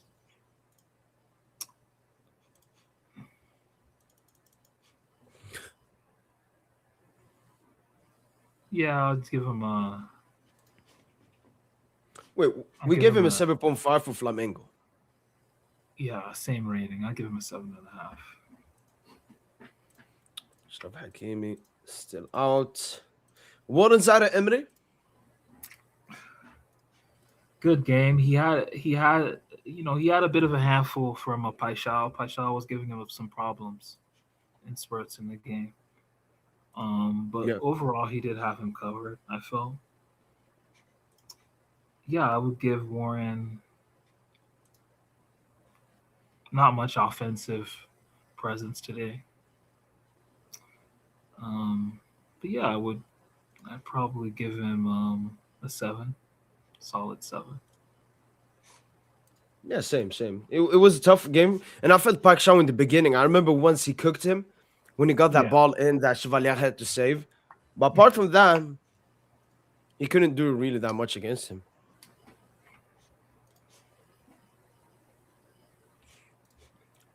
Next up is Khvicha Kvaratskhelia. One of his better games, man. I thought he was one of our best players in the first half. Probably our second best player behind Nuno, you could argue. Yeah. So yeah, I would say I'll give him like a 7.5. But yeah, like that's the thing. But the thing with Kavar is just after his runs, he doesn't have his head up. Dewey has the same issue, man. They just don't have their head up at Oh, the they look right for his time. goal. Yeah, like that tunnel vision, man. But nah, man, Kavar had some moments. I mean, the interplay with Nuno, like we talked about earlier. Yeah. Um, the little sombrero flick over Pavard. He was cooking Pavard. He was actually making Pavard his bitch today. I ain't gonna lie. But yeah, I mean, a solid game. Very that one defensive play on when Wea was streaking. Was it in the first half or second half? Timothy Wea. Was what? He was open down the right hand side. Remember, like on one of Oh Marseille's yeah. First off, yeah, when Khvicha came yeah, back and Kavicha came back. So I mean, Kavicha had a lively game. I mean, not much to. The thing is, just you just don't have that like that pass to open up a game or that move to open up a game. yeah. But he gained us a lot of territory with his carries in this match. So I thought he was good.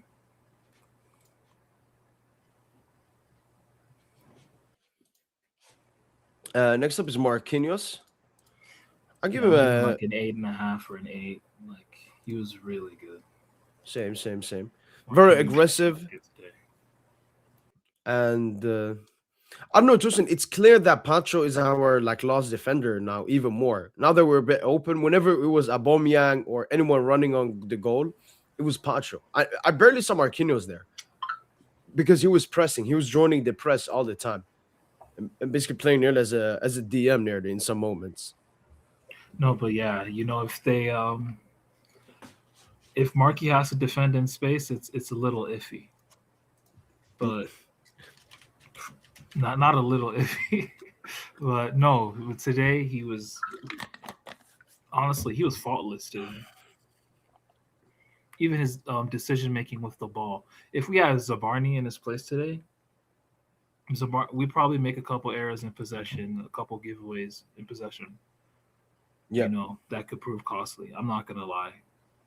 Markey was a very calming presence with the ball for us today. So yeah, I'm gonna give him an 8. fair. Nuno, Whew, man, I'm gonna give him like a uh, 9. Yeah, I'm gonna give him like a he's 9. too good. This bald Nuno, 8.59, 2026 Nuno. Yeah, Nuno is a one man. He's man of the match for me, at least of the outfield players. Um, just another masterclass from the best left back in the world. Yeah, Incredible passes. Those passes that he'd be playing, to receivers in field. He's always finding those passes. And then just those little runs he makes, man. Just the explosiveness. I don't think I don't know who's more explosive than him, honestly, with the ball. Probably Diamande. no, no, he's probably the most explosive player in football history. No, not in football history. No. Mbappe is the most explosive player. Or R9. No, I think Nuno is more explosive than both of them at peak. I don't think so. Like the way Nuno can run through two players, Mbappe couldn't do. Even if you watch, for example, Mbappe's run versus Argentina or something, he just doesn't have the same power as Nuno. And at pace, it's close, but power, not even close. Okay, so it's more the power aspect. The PNP, yeah. As a PNP, Nuno is number one of all time. Even more than Gareth Bale? Yeah. Gareth Bale couldn't make people look like children like Nuno does. I think Nuno. Nuno's technique is better than Gareth Bale's, but Yeah. I don't know if he's more of a PMP demon though. That's the discussion. But yeah, Nuno he's a monster today. Man of the match for me. Vitinha. Yeah, Vitinha very good. Beautiful pre-assist and assist. Pre-assist and assist. You're right. So probably very good on both in terms of goal involvements. Yeah. Beyond that, though, just not much. I mean, he can do much better. That's the thing. He can just do much better. Like we need more in terms of I don't know, offensive influence. Because defensively, Vitinha's not going to give you anything, and you understand that. That's not his game. Yeah, he's there to bring the tempo, with his passing. And I mean, it just wasn't there today. And to be honest, the whole midfield got bypassed. Yeah, the attack was ineffective, but I just felt the whole midfield was our poorest unit today because they left the defense exposed. Yeah, because it's their job to control the game, and we didn't control the game at the best today. Yeah. Can you guys hear me? Yeah, could you do maybe a bit louder? Let me try again. There's also an echo, I think, from your end.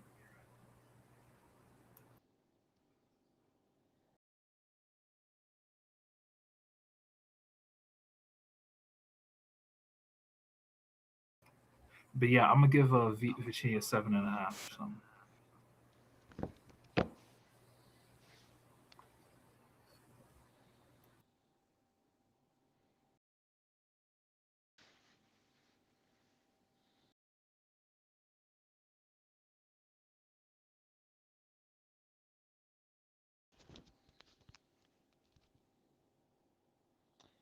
It seems like they're not working.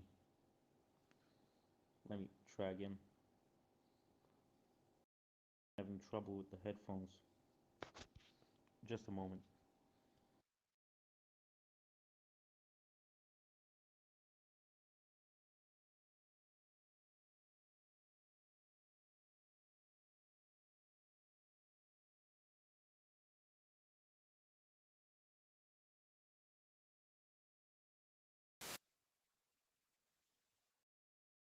Can you hear me?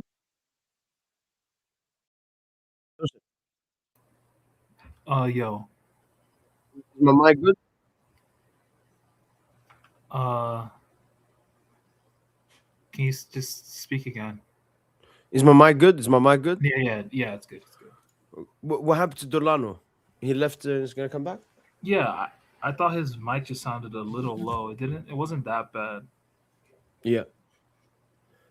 Okay. What would you give Vitinha then? 7.5? Yeah, 7.5. I mean, Done boots. Got the goal. All right, he's back now. Sorry, can you guys hear me now? Yeah. Oh, good. now you got the burping. Burping. You know about the one that David always gets. How do I fix that? Just by refreshing Tosin, right? I don't know, G. It's still like that? I don't. Keep talking. Is it better right now? Yeah, it's good now. It's good? And I can also raise your volume here. All right, there we go. There's some kind of echo cancellation feature here. Is this helping? Yeah, no, it's good. No, it's good now. It's good now. Okay. What's up, guys? What's up, Dolano? All good? Yo, what's good, man? Yeah, all good. How about you? Chilling, man. Oh, you got a so what? Yeah, of course. What were you guys talking about? I just tuned in maybe 15 minutes ago. Just the game, bro. Like just the frustrations of the shit. So Yeah, I was at Watch this- work. I started watching in like the 30th minute, so I didn't see the first goal and I didn't see the first 30 minutes. I don't know how they played, but in the last pretty much the left in what was left of the game, it was good, but I wasn't very pleased. It seems like we didn't want the ball back. We didn't fight for those second balls. We didn't the ferocity we had last year. I think we still have not reached that level this year. Yep. I agree, man. I mean, don't Like, get there it was no wrong. We're presence. still good. Yeah. Go ahead. No. I'm just echoing what you were saying, G, man. Like, there's just no presence on those second balls, bro. That's the first thing I noticed. That's why they were able to have those long spells of possession. That shouldn't happen. Yeah. I didn't see any stats. Did they have the ball more than us? No, it was actually close. It was like 54-46, I think, to us. So not much. Well, of a that's difference. better than a lot of teams have done against us, Marseille. They're not bad anymore. Yeah. And what's this like Gonçalo's 90th minute goal? What time is this season? It is like his third time this season?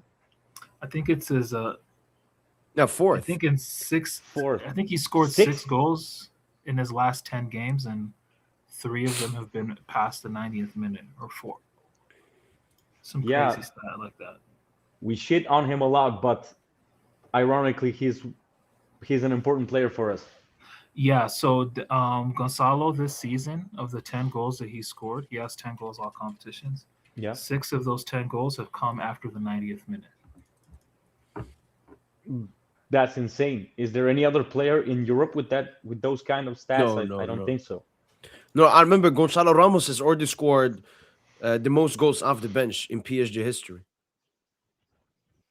In PSG history. Yeah, let me try to find that picture. 1 second. Yeah, no, Mbappe used to have that, right? I think Mbappe had the record. Most goals off the bench for PSG. Yeah, Mbappe, exactly. He broke Mbappe's record. I wouldn't have even guessed either Mbappe or Ramos. I would have said someone like Lucas Moura, someone like that, and that's what I would have guessed. Yeah, but he won't scoring that much.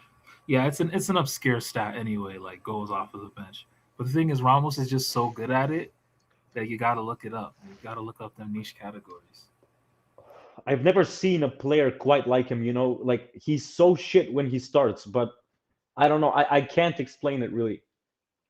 You can say he goes up against tired legs, but there's a lot of people who come on at the like 70th, 80th minute, but none of them do what he does. I don't understand. His mentality is top, man. It's top. But I don't know. I still think he's a dud, though. No, His mentality is top. It's top. He for sure is a dud, but if he were to agree to keep coming off the bench, I would keep him. Yeah. If he's not causing any problems to start. Yeah. You can tell he's like, when you like break the emergency glass, like that's what he is, Yeah. You have no other option left. You need a box player, and that's what Ramos is there for. So, no, props to He him, used man. to be, I think, better at heading the ball than he is these last season and a half, if I remember correctly. I don't really remember too many goals of him heading the ball in lately. Maybe I'm wrong. Maybe I missed some goals, though.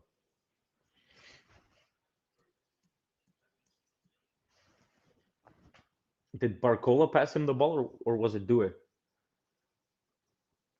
Okay, I've seen the stats here. Not. Oh yeah, okay, that's the one that Tosin read before. But 28% of Gonçalo Ramos goals off the bench for PSG. So 12 out of 43 goals have come off the bench. That's funny because go ahead. Yep.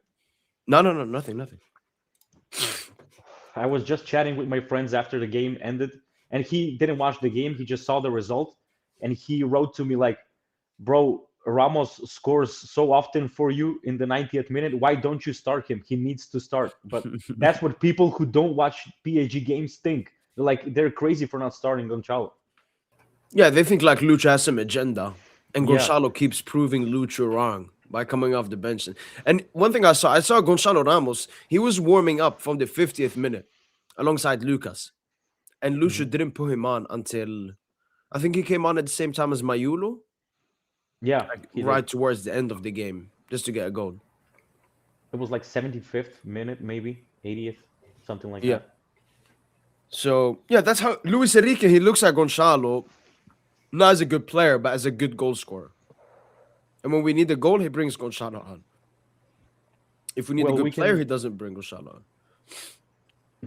well we can talk all we want about other aspects of the game, but still scoring a goal is the most important thing that a player can do. And if you have a person who scores goals either Yeah, off the bench or however he does it, it's still a plus for the team. And I would keep him if he was satisfied with coming off the bench like this. 100%. 100%. I Yeah. mean, this season, Barca. So that's an extension. Would you give him an extension and a? That's essentially would you extend him How long is his current contract? till 2028, I believe, because he signed in 2023. So Yeah, that's probably. 2028. That's quite a bit of time actually in the footballing world. I would say like 2 years, 2.5 years is a lot of time. Like two okay. years. So So right after now, this season is 2 years. After this, the end of this season is 2 seasons. Would you yeah, extend him then, or just no, I would wait for like until he has a year on his contract. And to be honest with you, I would be direct with him. I would be like, you want to sign this contract, but you will keep getting off the bench. We will give you chances, but if you're not performing, you'll go back to your role of getting off, getting on from the bench. If you were happy with that, I would give you an extension. If not, we're selling you this summer. do you think he has the potential or the ability to be PSG starting center forward? For PSG, I don't think so. For a team like in Serie A, maybe like Milan, I Yeah, I could think see he him. would cook in Serie A. I really think he would cook in Yeah, Serie he's kind of like Immobile, maybe not too, but he reminds me of Immobile, and I think he would like A. score Yeah, 20 perfect goals a name. season. Because he is immobile. He is immobile. That's a perfect comparison. So that's why I'm thinking if Milan could just come with a bag, I don't because know we if need a that. new dimension. We need a new dimension to our attack, man. We're just too predictable right now. I would get Alvarez. I mean, that's the dream signing, but I don't know. I think it'll mess up our attack a little. There's going to be just too much attackers, and I don't know if Dembele staying at striker or false nine will work because this game, he didn't really do anything. From 30 minutes and onwards when I watched the game, he No, just no, he wasn't didn't. He available didn't. to get the ball. Yeah, no, he didn't get any touch. He didn't even touch the ball, to be honest. I don't even remember him a dribble or a pass from him or something. I do Yeah, remember a shot that he could have passed to do it, but then when I saw it later, it could have possibly been an offside, but I'm not too sure about that. So that's the only action I saw from him. no, no, it was one of the more discreet games from him. He was goal hanging. He was goal hanging. While he has been injured this year a lot, I still the verdict is out on Dembele still, I think. But in the next 5-6 matches, if he plays them, we will see. But maybe teams have figured it out. Our false nine situation. Maybe he should drop back a little bit more, like he did last season, because he stayed quite up front today, from what I Yeah, saw. man. I don't. They're just gonna have to freak it, man. I don't know what they're gonna do. But yeah, it's just something has to change. I personally think we need another touchline winger, and I'm really mad that Mbaye is not available right now. But yeah, we Yeah. just need something new, essentially. Yeah, because from what I can remember from the game today, like most of our midfield was at the halfway line, and then from the halfway line until the penalty box, there was no one in there. Just all of our three attackers were around the box, and our midfielders were at the halfway line, and there was like no one in between. There needs to be someone there, I think. And maybe has Lucho tried like Kvara as a false nine this year? I think has he? I think he has. Yeah, I just remember a little bit. It was off the bench before the Bilbao game. Yeah. It was the Liga game before we played Bilbao. Was it Le Havre? Le Havre, I think. So when he came off the bench, he was playing as a false nine in a central role. Apart from that, no. What I think they should try is because Barcola hasn't really been performing, but Doué, he's been injured, but still, I think he has better performances this year than Barcola so far. Maybe I'm wrong about that, but from what I've seen, he's been a little bit better. So maybe Lucho can try like Dembele at right winger again, Kvara as a false nine, and Doué as a left winger. I'm just spitting stuff out. Maybe we should try something new. No, like I'm sure they can do those rotations. It's just, to be honest with you, like everyone's versatile. Everyone's versatile up to a point, you know. Yeah. Like Dembele is the most versatile. Doué's versatile, but he's not. He's mostly comfortable when he's down the left. That's where he's most comfortable. Doué. Yeah, that's what I said. We should play him like left winger because I think but the thing is, Kvara is most comfortable as well on the left. You know, as a winger, just a straight up winger. Because as a striker, he doesn't like hold up the ball. You know, like that's not his game. Like his game is to face his marker, 1v1 play. You know. Yeah. We have so many left wingers, man.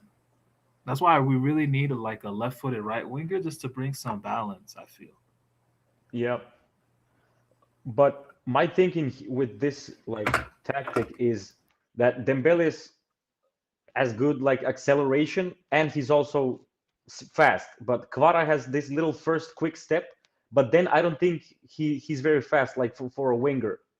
And maybe he could do better in a more central role because he's good in tight spaces. He's not as good as I would say Dembele out wide, but in central positions, I don't think he's far off Dembele. No, I hear you. I hear what you're saying. Is just I don't think Kvara can play false nine because it's such a position. It's such a thankless position where you're not going to really receive. You're not going to touch the ball a lot, you know. So you're going to have to deal with so many dull phases of the match. Like in this game, for example, Kvara on the left wing had more touches, and he left the field 70 something minutes in. He had more touch. He had 3-4 more touches than Dembele playing center forward the whole game. Because, that's part of playing number 9. You're not really going to get the ball. You have to deal with those dull phases of the game. Kvara with Georgia, when he plays striker with Georgia, it's in a 2. It's it's like a 2-man step with him and Mikuetze. Mm. So it's a little different, But yeah, I mean, I don't know what will happen, but I think the answer is really Doué false 9. If you're not playing Dembele false 9, it's Doué. That's your second option. It's a false 9. What would you say makes Doué a better false 9 than Kvara? I mean, Doué just has that capacity to muscle through players. Very good close control. Threat with both feet, can shoot with both feet. Probably has more of an eye of he does have better vision. He has better playmaking chops than Kvara. Finding the pass and stuff, being more decisive. Yeah, I mean, I would say Doué is more of a fit for the false 9 than Kvara. Kvara is just an out-and-out winger to me. That's how I look at him. Kvara to me this year has been our most disappointing player. For me, I expected a lot more of him at this point of the season. I think we'll see Kvara probably next season.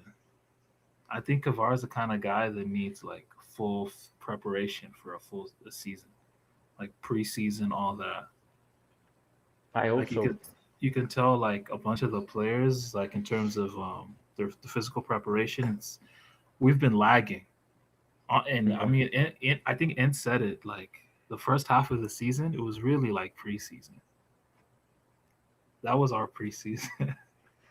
It was, People yeah. think about it. We basically didn't have any break coming into the season. Yeah, but you gonna we gonna finish those player ratings, bro?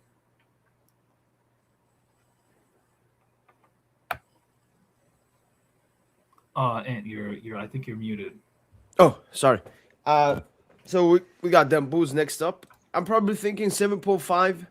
Got the goal, important goal, first goal of the game, but wasn't as impactful in the game as you would want him to be, and sometimes was a little bit selfish as well. Yeah, I mean just one of them games. But yeah, I mean I hope in the future, like he'll just I think he'll focus more on you know making it easier for like the other players up front, like Due and Kuvara. But like you said, man, there's this disconnect, disjointedness between them. Yeah, Like at the moment, yeah. at the moment. But yo, Dembele, man, there's a stat I actually wanted to bring up. Well, He's the first player, I think, to be decisive against Marseille in every game he's played. I think in 5 consecutive games. The only player to do that, apart from Dembele, is Zlatan.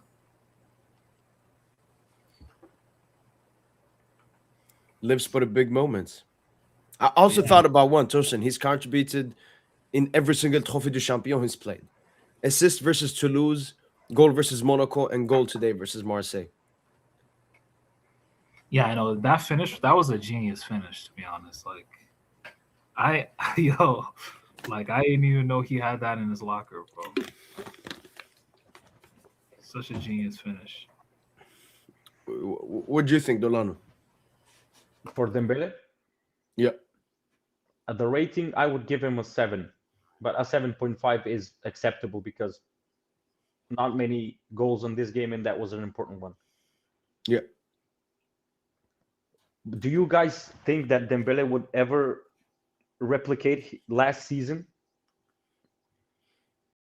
Oh, yeah. Like, it's not a Fugazi season or something. That's Dembouz. That's Dembouz I finally reaching his true potential. I also think he can replicate it, but I'm scared about the injuries. I think that's the only thing that could stop him. Yeah, that's what I'm scared about, to be honest. And it is a big possibility that that happens. I No, hope I'm no, no, wrong. don't say that, bro. What? I hope I'm wrong, but Don't, no, G. actually he's a little bit older than I thought. I thought of him the same age as Mbappe, but he's like 2 years older. Like a year and some change older, I would say. He's like I think, 28.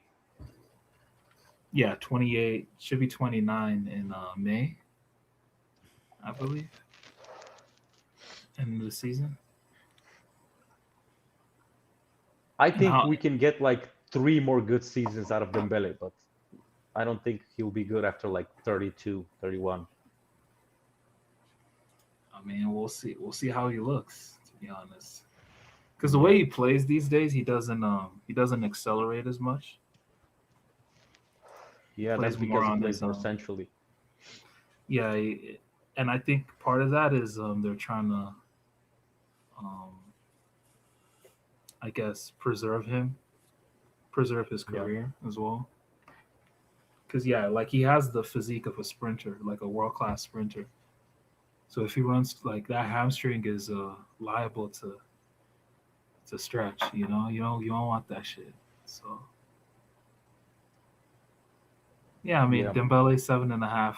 That's it's good. Yeah, 7.5. yeah, João Neves, another player. Obviously, he was the one that lost the ball for the Marseille, close to be a winner. Um, I'm thinking like a 7. Like just in a decent game from João Neves. Yep. Yeah, He's actually just- my favorite player currently in PSG. Like I would say a 7-2. Yeah, I mean, I'm gonna say I'm gonna fuck up the party. I'm gonna say a 6 then. 6.5 maybe. Yeah, 6.5, 6. Yeah, just Neves will have way better games. But yeah, this was one of those ones. One of those ones to forget. Yeah, this is basically his bottom, and he's still. Yeah, World he's still class. impactful. Yeah. Safonov benched. Gonçalo Ramos, we gotta give him a rating. Just like a 7. Usually, I don't know if you've seen or not, Dylan, but we don't give subs ratings. Yeah, Because Gonçalo got the goal, I think he deserves a rating. Just give him He a does. 7. Canguilhé's injured. Beraldo, unused sub. William Pacho, the Oh, best man, centre back of all 9, time. 9. Yeah. I would say 8.5 because of the own goal, because it still was an important own goal. If you were leading like 3-1 and that goal put us 3-2, it would be a 9. But for me, it's an 8.5 because he scored an own goal, but he was pretty much perfect in every other situation that I saw. The thing is, though, what is he supposed to do there? Like, if he lets the ball, Yeah. Aubameyang scores. So he was like, I'm in a no-lose situation. I go for the ball. If I get to, I Just win. unlucky, man. And if you remember, I think it was against Arsenal, or maybe I'm wrong. Maybe no, against Villa. Basically, like 2 shots ricocheted off him when they scored the goals. Yeah. If you remember that, he's unlucky. But yeah, 9 is fair. 9 is fair. Yeah, and you were probably talking about the 2 ones. I remember one happened versus Stuttgart in the group Yeah. stage. And then the Something other one like is that. obviously Villa away, Yeah. the first goal that we conceded. Yeah. But yeah, huge performance from Pacho, and yeah, he needs a good partner now next to him. Amen. Zabarne, unused sub. Fabian Ruiz. So we gave Neves a 7, Vitina 7.5. What do we give Redondo?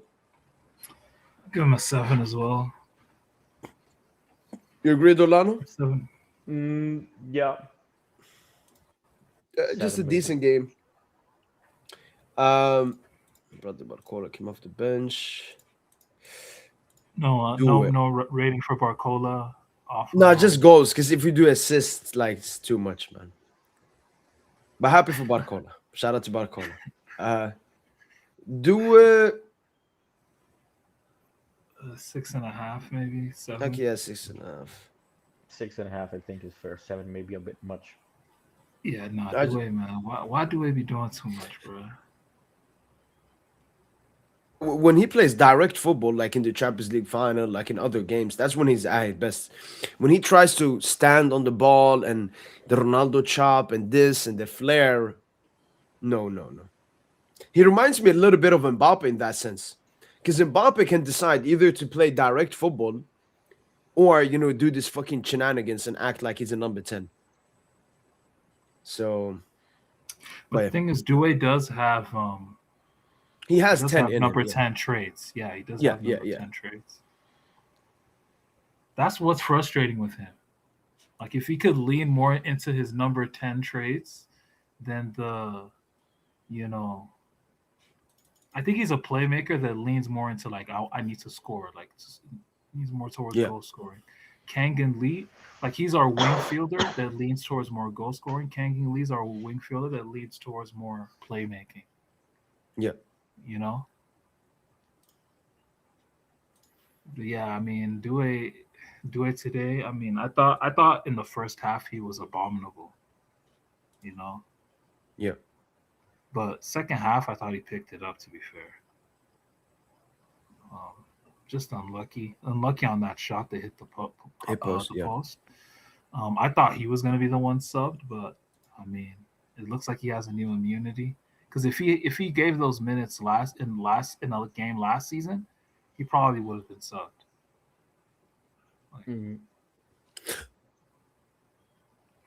But yeah, that didn't happen. So, but yeah, man, I'm gonna give. I think Due 6.5 is fair. He's come out the gates, you know, playing well since his return for the most Yeah. part.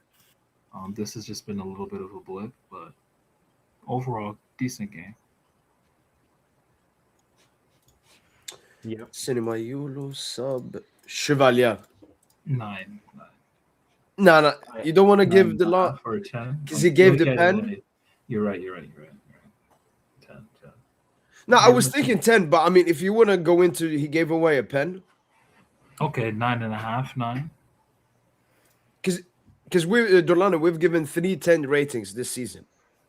Vitinha hat trick, João Neves hat trick, and Safanov Flamengo. All deserved. No, this I think is not on par with those just because of the penalty for me. Mm. So I Yeah, would we maybe could give give him him a not- 9 or 9.5. Yeah. Fair. And that just shows like Chevalier, you're very good, but we need a perfect game from you. But still, unbelievable. He was our man of the match. Would you have picked him or maybe someone else like Nuno Pacho? I would have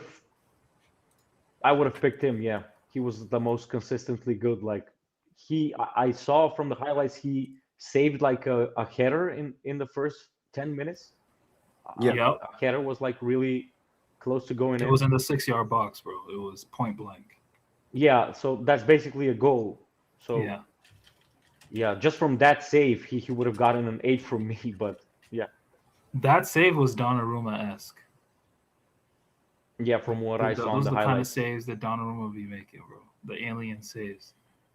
Like From Chevalier what is I've the most talented. Okay. He's the most talented goalkeeper, bro. from what I've seen with Chevalier, if something like happens instantly, like there's like an action that he has to act right away, he doesn't have to think about it. You can see that he's world class. But if if like an attacker is going at him from a bigger distance, then he And he tends has to to panic think. and score. Yeah. When he has to think, he doesn't. I think he's too like scared, panicked, and that's when somebody scores on him. But when he has to like use his reflexes in a moment, I think he's very good. But yeah, the people in the comment section, they know who they are. All the people that be shitting on Chevalier, they're nowhere to be seen today. I don't see no Chevalier haters, bro. Nowhere to be seen, bro. Now, for I don't example, know- yeah, go ahead. I know Sochi is quite critiqueful. He was like, "No, I'll take my L on Chevalier." So he was honest about it. I haven't seen Nuno's thoughts No. about it. But yeah, good from Chevalier picking it up now. Kamara, I've actually seen reports Chevalier please come Kamara back. might leave PSG. Yeah, whatever. How much do you think we can get? Maybe 10 to 15. I've seen links to I like doubt it, Leon, so I don't know how much money they have. What I don't understand is because last season, before we even bought Zabarni, we needed another center back. So why did we sell or let what was his name? Like not Zagadou or what was his name? The guy that went to Leipzig or Gadu. No, we wanted Gadu. to no, we wanted to keep him. He was just one of Oh. the players that didn't trust in us, making him reach his potential, like Jangel, like Kamara. So no, Lucho wanted to keep him. That's why he played him in that Strasbourg game towards the end, to show him like, come on, extend. But he opted to leave. that's another thing. I thought we sold him. Yeah, no, we did sell him, but that's because he didn't want to extend. We would have lost him for free. So Yeah, 'cause I think he's at Salzburg, right? Leipzig or Salzburg. I'm not sure. Yeah, and I've seen he's been really good there. So it's unfortunate, but Yeah. it is what it is.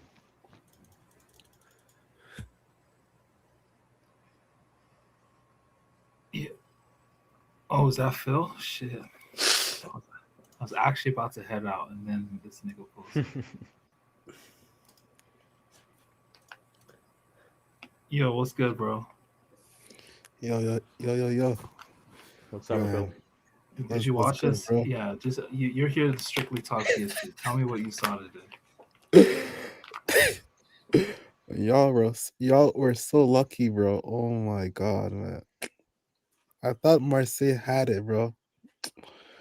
Were you celebrating? Were you like, yes, I'm gonna Obviously, go on bro. to the I post pulled match. up I'm gonna your throw stream. toast in.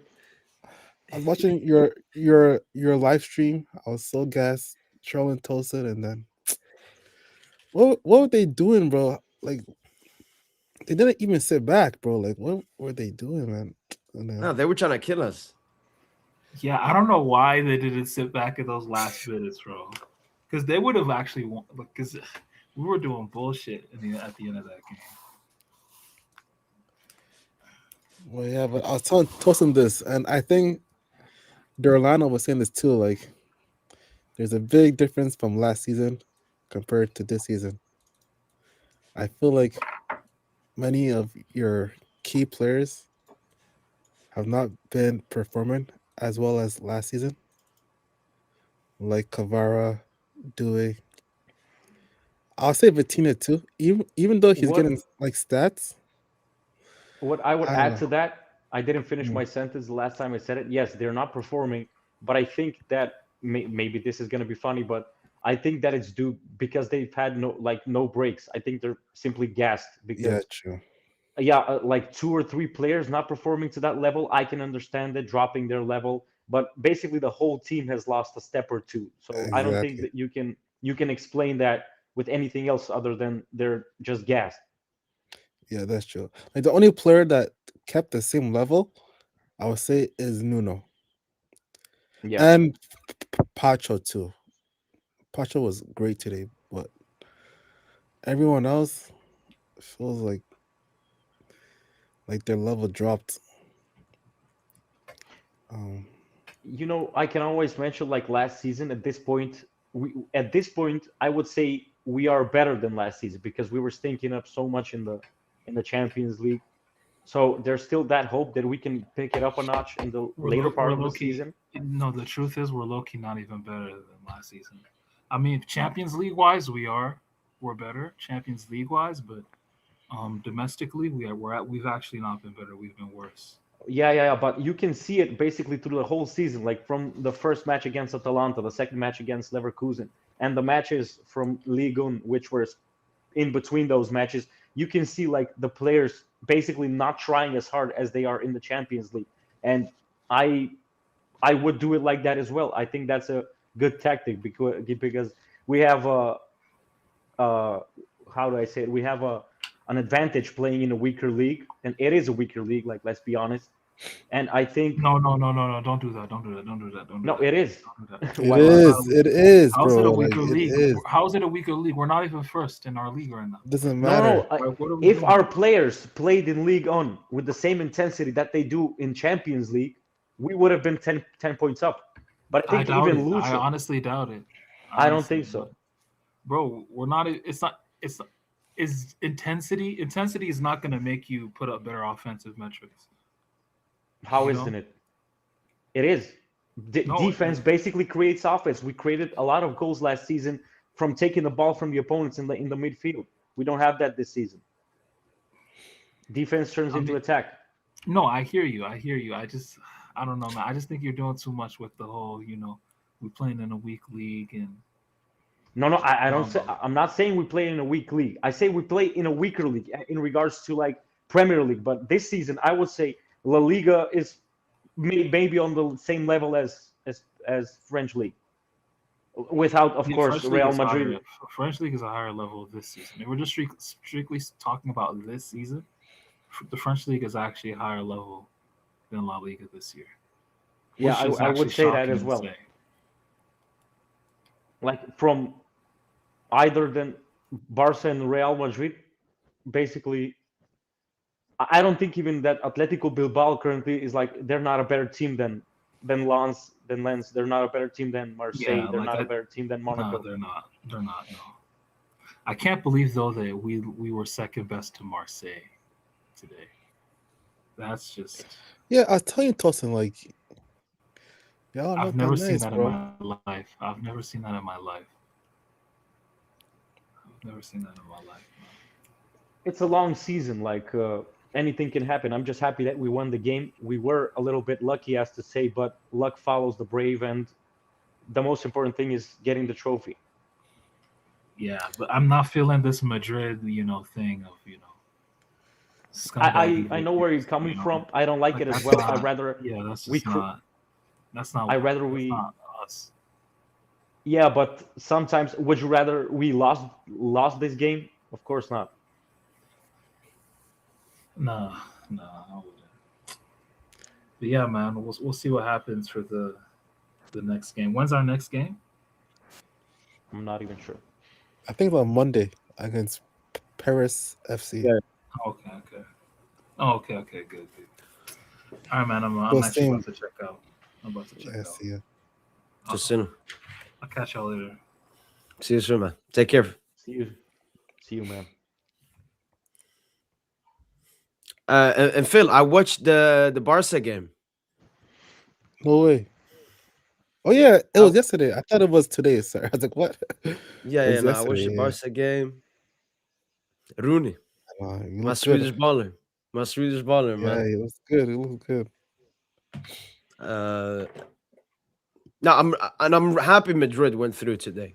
I'm not preparing the preview for tomorrow. Okay. Hopefully, it's a great game. Madrid Man. are ass, man. They were so You've bad. seen Mbappe? He's gonna play.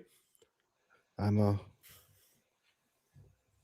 Yeah, He because needs he to. knows, Phil. Look, if Madrid, if Barca win and Madrid lose, the narrative is perfect for Mbappe. It's Madrid need Mbappe. But if Madrid somehow win without Mbappe, Oh yeah. I'm gonna. That's the thing. Like, if Mbappe plays, I want Barca to win. If Mbappe doesn't play, maybe I want Madrid to win. But Just would for the the narratives narrative. be that strong because they beat us this season with Mbappe though? So like, True. it can't be like, yeah. But this is for a trophy. So I hope Mbappe plays and Barca wins. Because then I would say yeah, big game. yeah. It's not Mallorca. It's not Osasuna. Mbappe can't cook.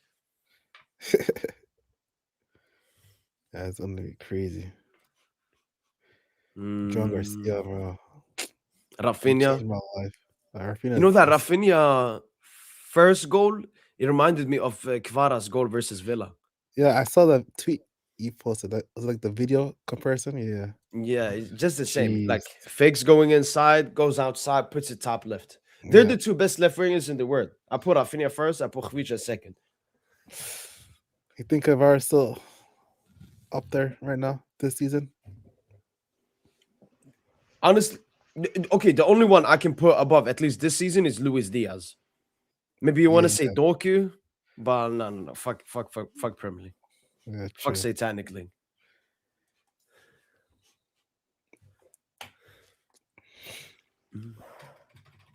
Garcia is insane, man. Yes, He sir. is. I think he's the best keeper right now in the world. Yes, sir. Thank you. Yes, sir. Facts. For me, there's only one, like maybe Donna. No, He's the only one I can respectfully Still put. think- yeah. But again, honestly, it all will matter in the when the big stages come. Like, even Yeah, when it comes to Chevalier, all of what we've seen has come in the prelim. Like, we've still won every single trophy. We're still in a good position in the UCL and in the league. So it's because the only thing I didn't like with Juan Garcia, Phil, is the Chelsea game. Like, there he looked a bit like the Ter Stegen, Mm. but the entire Barca team was bad. So Yeah, we shouldn't put that all on him. terrible. Yeah. Yeah, and he didn't play El Clasico, right? He didn't play the El Clasico with Yeah, Szczesny. he did. And Szczesny was good that game. Yeah. Save that pen. Mbappe, man. So bad, man.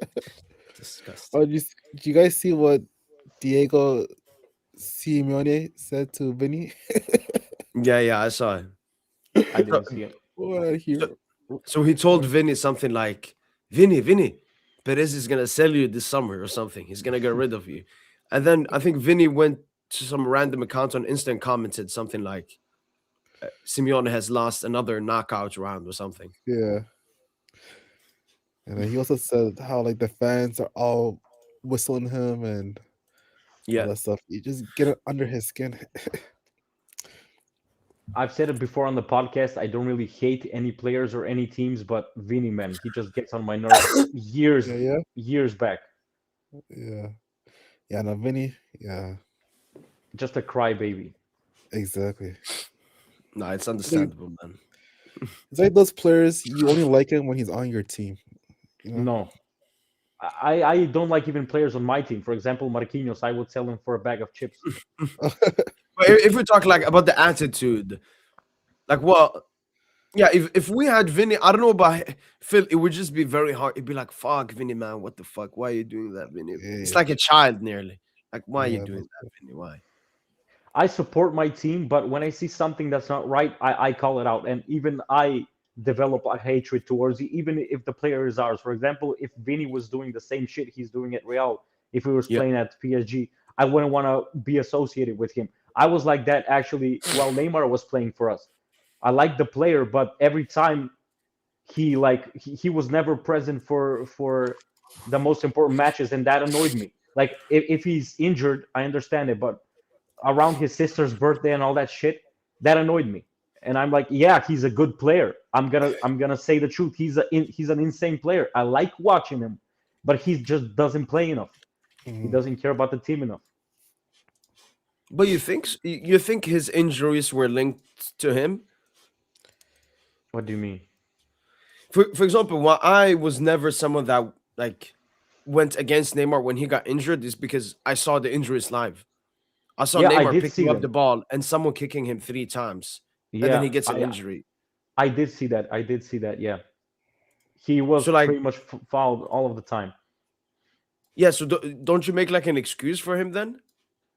I do make an excuse, but I think he was out a lot of times, even without like injury. And you can't be telling me that basically you can go out partying while you're injured every single day and every night. The media and all that stuff. True, It true, was true. around PSG all of the time, and I'm sitting like at home. I'm scrolling through the phone, and I know there's an important match tonight, and he's like in the match. He watches the match, and then like a few hours later, he's at a party or something. To me, that's just not serious.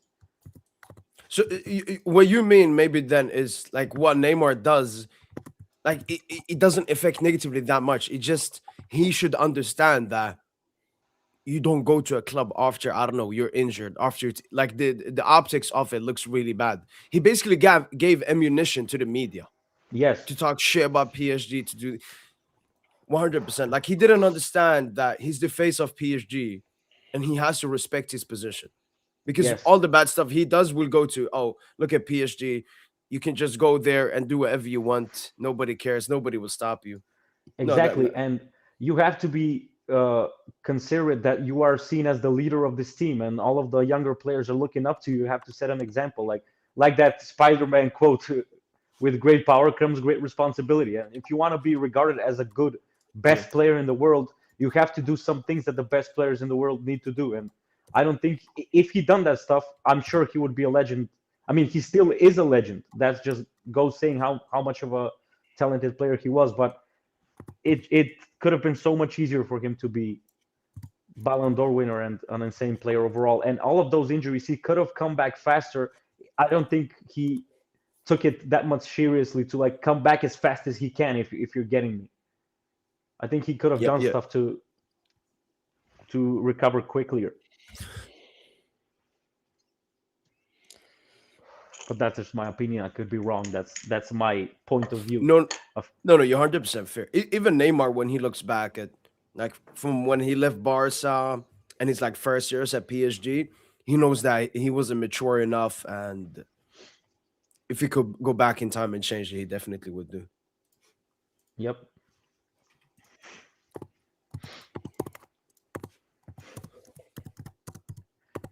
Where do you think we'll finish in the Champions League table? We have like Sporting left, and who was the other team? Newcastle. Newcastle. Uh, keep the third. Keep the third. Keep the third spot. Because I don't know. I don't know. I think Bayern don't have any tough games left. Arsenal, they have an easy one, and they play Inter, a game usually they struggle in. So Bayern have Bayern have PSV and Union Saint-Gilloise. Yeah, so Bayern are gonna. So yeah, third. I don't think we'll be able to catch up Arsenal Bayern. So How But how yeah, go how ahead. many points are Arsenal above y'all? Because Inter can be a tough game uh, for them. it must be 5 points. Arsenal? Yeah, 5 points ahead of Oh us shit, yeah. Never mind. Yes, third. But because we lost and yeah, drew. yeah. You lost. But our games against Sporting and Newcastle, like you said, are much tougher than Bayern's games. Even if we win both of our games, let's say we win both of them like 2-0, Bayern could absolutely slap the fuck out of their opponents and be in front of us on goal difference, or am I wrong? Wait, who are you talking about? The Let thing me is, see the you can points. see Oh, our goal difference is already 11. yeah, I'm sorry. I thought about like Man City. Could Man Ah, could Man City win both of their games, and who do Man City play? The thing is, they have 5 goal difference between us, so it's a lot of Ah, goals they would have to score. yeah. But let's check. Yeah, they could y'all if they're up Bodo against weak Glimt and teams. Galatasaray. Oh, yeah, Bodo y'all are Glimt. getting third place. Probably. And then, uh, Delano, do you have an iPhone Pro Max? Because Yeah. we need to see where Barca. I can't see Oh Barca. my god. Here we go. Wait, I've okay. I'm not clowning Barca for that because last year we were 15th. So Thank you. Yeah, I'm gonna keep my mouth shut we're like for now. 24th, I think. We're Yeah. like 24th or something. Thing with Barca, they got 2 easy games, and the thing is, Phil, I checked with last season. So if you get 16 points, you see, you'll make top 8. I don't know. It seems tougher this time. Cause look at, I, cause I saw some tweet or something that like they did some math. It said that apparently 16 points won't guarantee us top 8. Yeah. Cause like I need Madrid to drop points. I need so many teams to drop points. Oh, Inter pin Arsenal. I need Arsenal to win that. Fuck, man. I need top 8. Actually, to be fair, You I need don't us to really. beat Newcastle. Yeah. Sporting, we Mm, play Sporting as well. We can beat them for you. yeah, true. But the thing is, to be fair, I don't really care about top 8 because if you get those 2 extra games, your players can like stat pad. That's what y'all Yep. did. Because y'all played Brest, right? Was it Brest? Yep. You won like what 10-0 on aggregate, or what Yep. was it? Yeah, like see that's unfair. So y'all have 2 extra games. You know what I mean? So that your attackers have like more games to like score. So like that's why I won't mind those 2 extra games. But the thing is too, with those 2 extra games though, like if your players get a yellow card, it can hurt them in the knockout rounds. Because like the yellow card rule. So that's the only shitty part. But if you don't With make the top way 8s, yeah. with the way we have been playing PSG, I don't think it's exactly guaranteed that we'll get 6 points out of our next 2 matches. It's I'm not Newcastle. exactly sure. I'm like 80% sure that we will win both of those matches, but I'm not as sure as I would have been if you asked me a few months ago. True. Probably Sporting game. It might be difficult, but I feel like Newcastle at home. It's gonna be like the Spurs game, We're maybe. sporting away for Yeah, us. Yeah, that's not gonna be an easy game. I don't think that we'll like smack them. If we win, it's gonna be like I think like 2-1, 2-0, wait. So something if like you that. guys lose, no, there's no way Barca can go over. Wait, y'all have 13 points, right? Yeah. Yeah, there's no way Barca can leap over you guys because our goal difference is what 3? Is that what it is? Yeah. So like, And actually, this year it's more important to be higher in the table than last year because this year the higher seed you are, you yeah. will play your second matches at home. Not that See, it's that important, but no, it is important. It's dumb how they only did that this season because last season you played Inter and the second leg was at their home, which was unfair, bro. Like now they changed the rules, and now they made it better, but it is what it is. Yeah, it should have been like this from last year. I don't know I how they know, overlooked that. but second leg out of way is not that bad because like if because like without the away goal, like the away goal, like Yeah, just have to win at home and just get a good results at the second leg, So I'm talking like overall, it's better with this rule. But yeah, for yeah, PSG specifically, I don't know, man. For the last 2 3 years, we may be even better at away. exactly. So for me, for PSG, it doesn't really matter if you ask me. Wait, Arsenal tie the second leg was at the park, right? Yeah, yeah. But Yeah, the Liverpool, I think Liverpool game second leg was at the Anfield. Anfield, right? Yeah, yeah. Okay, Yeah. yeah, true. And now we're back at the Camp Nou, so that's gonna help us. But I have a take, man. Like it might sound crazy, but I feel like right now Barca has a better chance than they did last season. Because even last season, I don't know. I had some like iffy feeling that like we weren't going to win the Champions League because it seemed too good to be true. But this season, I feel like many big teams have like declined. Like I feel like you guys did. Who else? Um, Wait. You said that that last season you weren't sure that they were gonna win. yeah. Really? Even though we had the easy like pathway, I don't know, bro. I You just remember our last pod when we were together when I told you that Inter would win against Barca? oh yeah, never mind, yeah, fuck, never mind. Yeah, chill. I don't know, but this season I just feel like this. I'm more confident this season, but yeah, I was a bit confident last season too. Not gonna lie. Oh yeah, I remember that pod. Inter, fuck, bro. uh, I think the jury's still out this year. I think there's a lot of teams that could win it, but Yeah, for me, I don't know who's my favorite. I wouldn't say that Barca is ahead of PSG at this moment. They still have yeah, to prove themselves yeah, a little bit more. yeah. But yeah, PSG are not as good as they were last season, but I still think they're above Barca. But I don't Mhm. know who I would put at like number one. I'm not sure.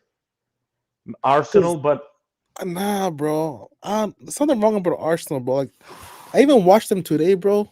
Man, they were mids, bro. Like, they are so shaky versus big teams, man. Like, I don't know, bro. Like, they haven't beat Liverpool twice this season, bro. They yeah, haven't beat Liverpool at all this season, man. And like, yeah, their I feel attack is shit. Arsenal is gonna completely collapse at some point. Maybe Yeah, that's something. I don't know why I think that, but I think that's gonna happen this season. So I really don't have a clear favorite. But at this point, I will still say PSG just because of last season. Like for example, mm, if let's say Barca won last season, I would say that this year Barca is my favorite, for yeah, example.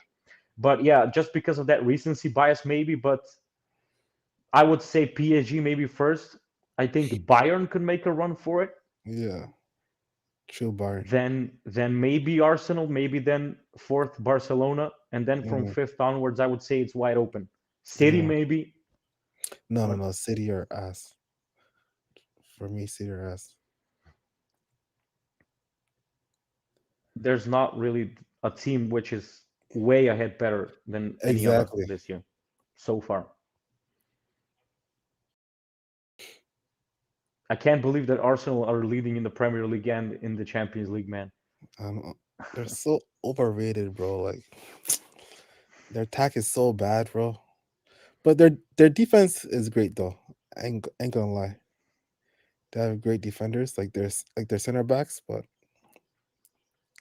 It I is don't rate good, them. and I do like variety in football. I don't want every single team to play the same. So while it is like haram ball, I still love that there's differences in styles in the team. So as a football fan, I don't like watching it, but I mean, if I'm an Arsenal fan, I'm gonna be mad at. To be honest with you, I don't want to see that Exactly. every weekend. But as a football fan, a neutral for Arsenal, I do like to see different tactics and different kinds of setups for teams every now and then. So in that sense, it is good. So Yeah. for example, if we play them again, like PSG plays them, even last year when they did all of those fugazi like throw-ins from half a mile out, everybody got mad. I didn't get mad. I just found it like fascinating. Wow, look how a single game with 11 players can be played so much differently. Like the contrast between PSG and Arsenal was Yeah. so big.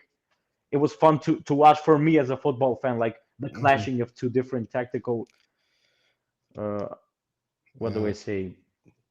Yeah. Yeah. That's true. I do like that there are teams like that. It wouldn't be interesting if every single team was attacking all of the time, I think. Mhm. Yeah. Well, hopefully football improves. Right now, I think football kind of declined, and I'm scared of that new Mo and Derlano. Did you guys see that new like Wenger rule, like the offside shit, bro? Like Yeah, the yeah. that shit scares me.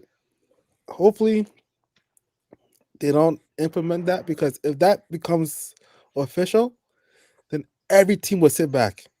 Yeah. You know what I mean? Like they won't like play a high line, you know. So like, man, football might be going down a bad route. You know what I mean? It might be like it might become more robotic. You know, that's what I'm scared But of. didn't they say that they would implement that rule this year? It still hasn't happened. It's like I think scheduled this for is next year. next season. Hmm. Yeah, they're just like waiting for the time. They usually start new rules at like FIFA tournaments, whether it be a World Cup, a Oh Euros, under yeah, 17 or something. But like Phil, when I think about that rule, because you watch basketball, Phil, yeah, this is a American thing. Do you know why? Because what did they do in basketball? They made it easier to attack and harder to defend, which yeah, made more points in the NBA. But the yeah. sports got more like Americanized, Yeah. bro. Yeah, you're right. exactly. So Yeah. that's what they're American. doing the sport. They want to help. It's the same in the new penalty rule that the keeper has to put his foot behind the line when the ball is shot. You're helping the attacker and Yeah, making it harder for the goalkeeper. yeah. Yeah, that's true. Mbappe is part of it. Mbappe is definitely part of the new rule plan, 100%. Morata as well. Morata is coming out of retirement. Just, Facts, bro. I mean, I want football to become more offensive, but like in a natural way. Yeah, Arsenal, just find them 10 million and say if you play that football again and rely on set pieces, we'll find you. I get that you're joking, but like I said, I like that there are different tactics and stuff. The only rule that I would change in football is just like when players start diving and faking injuries, I would just stop the timer. oh yeah, Stop the true. time marker. That's the only thing, because then basically it has no trade-off. Players Yeah, will stop faking shit, and there will be no need for added time, and then after that the media discusses it. Why were there 10 minutes plus, yeah. or why were there only 6 minutes when they wasted 10 and stuff like that? You just basically stop all of that, and it becomes even more fluid. That's the only rule I would implement. Hmm. Yeah, no, time wasting is something they're going against. Like the new goalkeeper rule: if the goalkeeper holds on to the ball for more than 7 seconds, the opponent gets a corner kick. I think that happened in a PSG game recently, maybe even the Hmm. Paris FC game. So that's another new rule. Yeah, Hmm. I don't think that's a new rule. I think it's an old rule, but it was never enforced. Hmm. Yeah, yeah, yeah, true. Yeah, that there's a similar thing about free throws in the NBA. I think it was like 10 or 15 seconds, but it was never enforced. I Yeah. think as a rule that it does exist. Like Hmm. some players, like free throw routine, there it's more than 15 seconds basically. Hmm.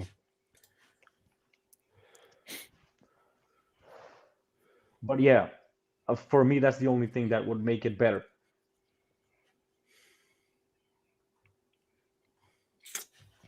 So who's winning the UCL? Oh, Are good we all question. gonna be biased? No, do you guys? Because like no one goes back to back, excluding Real Madrid. You know what I mean? So do you fully believe you guys can do that too? Yeah, I do. What I would say is this: if you look at the previous winners, apart from Madrid, obviously, I think we've had the strongest. Like we are stronger this season than City were in their second season after winning this UCL. We're stronger than Liverpool. Like our chances of going back to back are stronger than majority of teams that had the opportunity of going back to back. Okay, fine, fair enough. I agree. But obviously, at the end of the day, as you mentioned, only one team has done it since 1992, and last season teams faced PSG. This season, when teams face us, they're facing the champions. Like every single club wants to send out the former champs. Exactly. It was like with Arsenal last year. Like Arsenal celebrated the UCL when they knocked out Madrid, and then we spanked them. Exactly. So, And not just that too. You need to be lucky with like your injuries. Like make sure your key players stay fit, you know. yeah, And Yeah, that's the most important thing in regards to PSG for me, in regards to any team, but I think specifically for us, because I've seen it in the media in the last few months, not so much recently, but in a few months back. I think there's an agenda like that PSG got an insanely deep bench. We do not have a deep bench. Like in regards to how good our starting 11 is, our bench is, I don't think, nearly as good as our starting 11, yeah, that's true. in my opinion. Yeah, because if Atina gets injured, who's going to replace him? Yeah, nobody. But same as Barca and most teams, like if Pedri gets injured, who's going to replace Pedri? You know, so like most team, like they're not Yep. like they don't have that big of a squad depth, but like Arsenal and City, for example, have insane squad depth. do they? Arsenal? Arsenal Yeah, have, Arsenal does, for I guess. me, insane. Yeah. For example, you have Trossard. You have who was that new guy? Madueke. You have Mosquera. Yeah. You have Hincapie. You have, I think, someone in the midfield. I'm forgetting Norgard, or what was his name? I mean, Odegaard. Yeah, you're right. Yeah. no, and Nogard. He's like Oh, a is it another replacement guy? for Rice. Zubimendi, for example. Yeah, they have like two of each type of player that they have. Yeah. For example, True. Mosquera and Saliba. Mosquera is like a less experienced version of Saliba, and for example, Zubimendi plays similarly to Rice. Yeah. And they also have Merino. I forgot Merino. Yeah. If Arsenal's starting quality is this good, their bench is this good.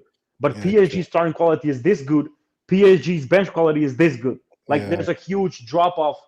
For example, Nuno and Hakimi are insane players, which basically have no comparison to any other fullbacks. Maybe Balde, but that's pretty much it. Yeah. So if even one of those goes out, there's no one who can fit into our system. So we basically have to change our whole system if two players are out, because our whole game revolves around the fullbacks going in front, and a slower fullback, for example, Hernandez can't do anything that Nuno Mendes does. Yeah, that's true. While Arsenal can lose Rice, it's okay. They can put Zubimendi. Arsenal can lose Odegaard. They can put Merino. He's basically he can play as a striker as well. He can play as a DM. He can play as a center midfielder. So they have a lot of interchanging that they can do. While we basically, if Vitinha goes out, we can't replace him. If Neves goes out, we can't replace him. We do have a little depth, maybe in the attack, because we have like 5 attackers, if we count Ramos. And yeah, maybe in the attack we're not too bad, but defense, I mean, come on, Hernandez is like 2 ACL injuries. Beraldo is shit. Beraldo is fucking shit. And Zabarni and Marquinhos, they're pretty much at the same level at this point for me. They're not that good. Hakimi, you can't replace Hakimi. The one Zaire Emery has been doing a good enough job. He's still not close to the right back that Hakimi is. So If one of our players gets injured, it's another story. Yeah, that's a great point. Also, Yeah. I hope the Champions League tournament this season we have better knockout ties. I feel like last season the ties weren't that good. I want Madrid PSG or Ooh, I Barca. wanted Yes, to. sir. Yes, You want sir. the two? Yes, sir.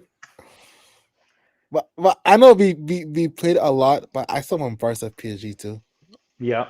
And you know what I mean? So hopefully there's better Thi- ties.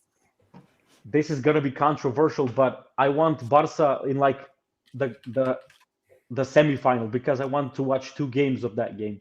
I don't want a Mm-mm. final. I don't want just one game Oh yeah. because both teams in a final they're still gonna be a little. They're gonna be holding back against like counterattacks and stuff like Yeah. that. I want to see them all out. Yeah, that's true. Same here. Two leg ties. Two leg tie. Hopefully Cancelo does not help you guys again. Cancelo, man. Jesus.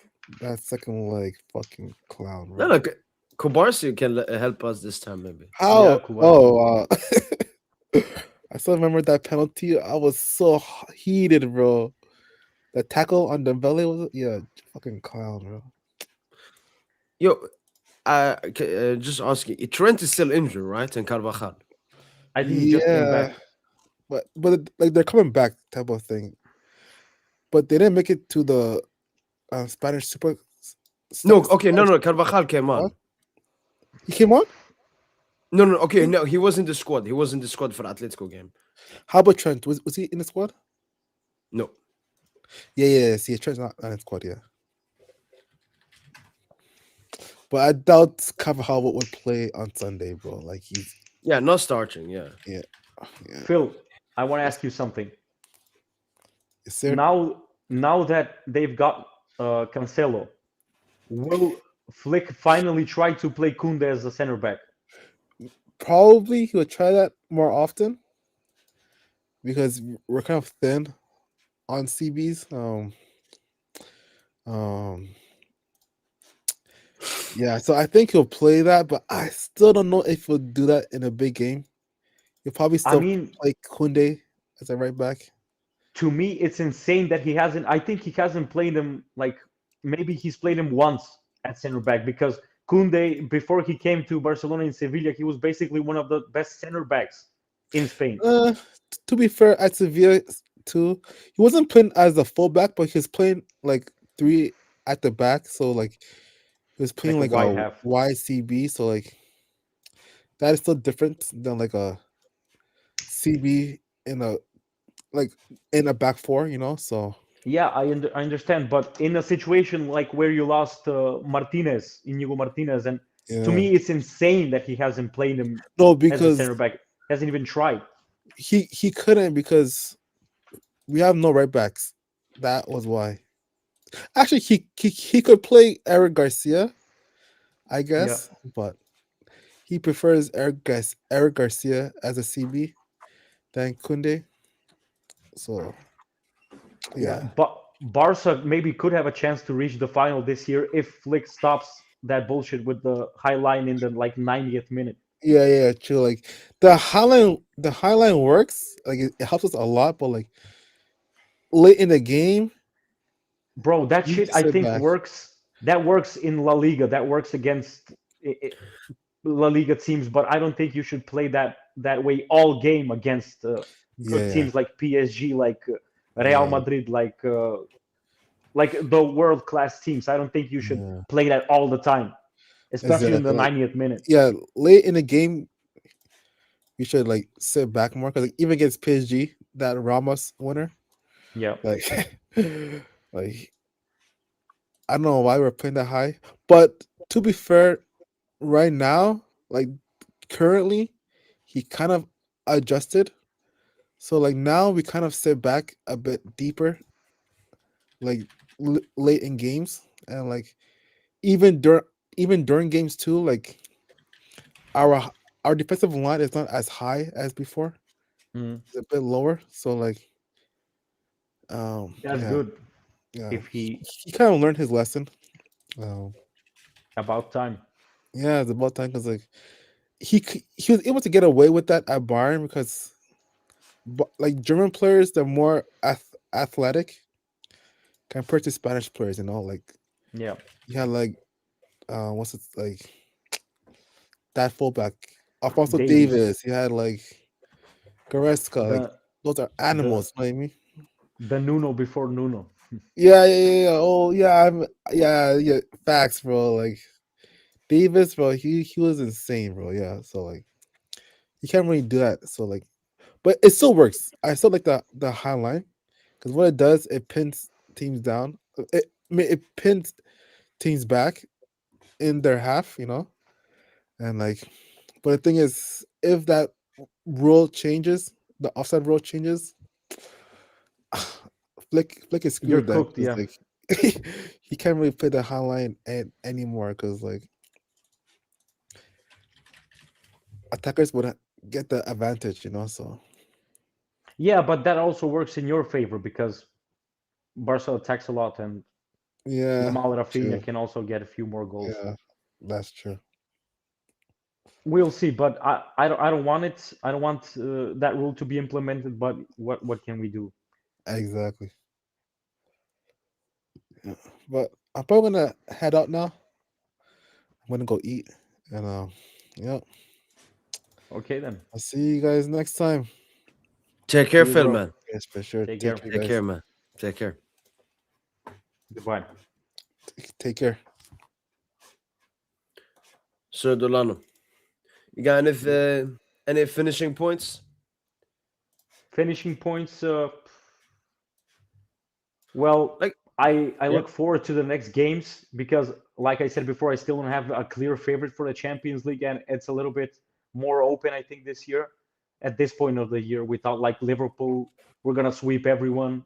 At this point of the year, last year, in my opinion, and I think it's fun to see us go for it again, like, for a second time. I think we'll do it if we stay uh, healthy. I think our players, if they stay healthy, they're going to get into a little bit of a better shape because at any point this season, we've missed at least like pretty much everyone who hasn't gone out injured. Like all the whole starting on our lineup has been out for different parts of the season. I still yeah. think we can repeat, but yeah, I look forward to the next matches, and that's pretty much it. What do you think like are the biggest improvement? Because you talk about fitness, which I agree definitely Yeah. was our biggest problem in the beginning on the first month, 6 months of the season. What Yep. else? Like, because I feel we're more open defensively this season than last season, tactically. I've said to Tosin, I think PSG plays more direct this season compared to last Yes, season. they do. Do you think that's a I good thing, bad thing? It's like high risk, I high reward.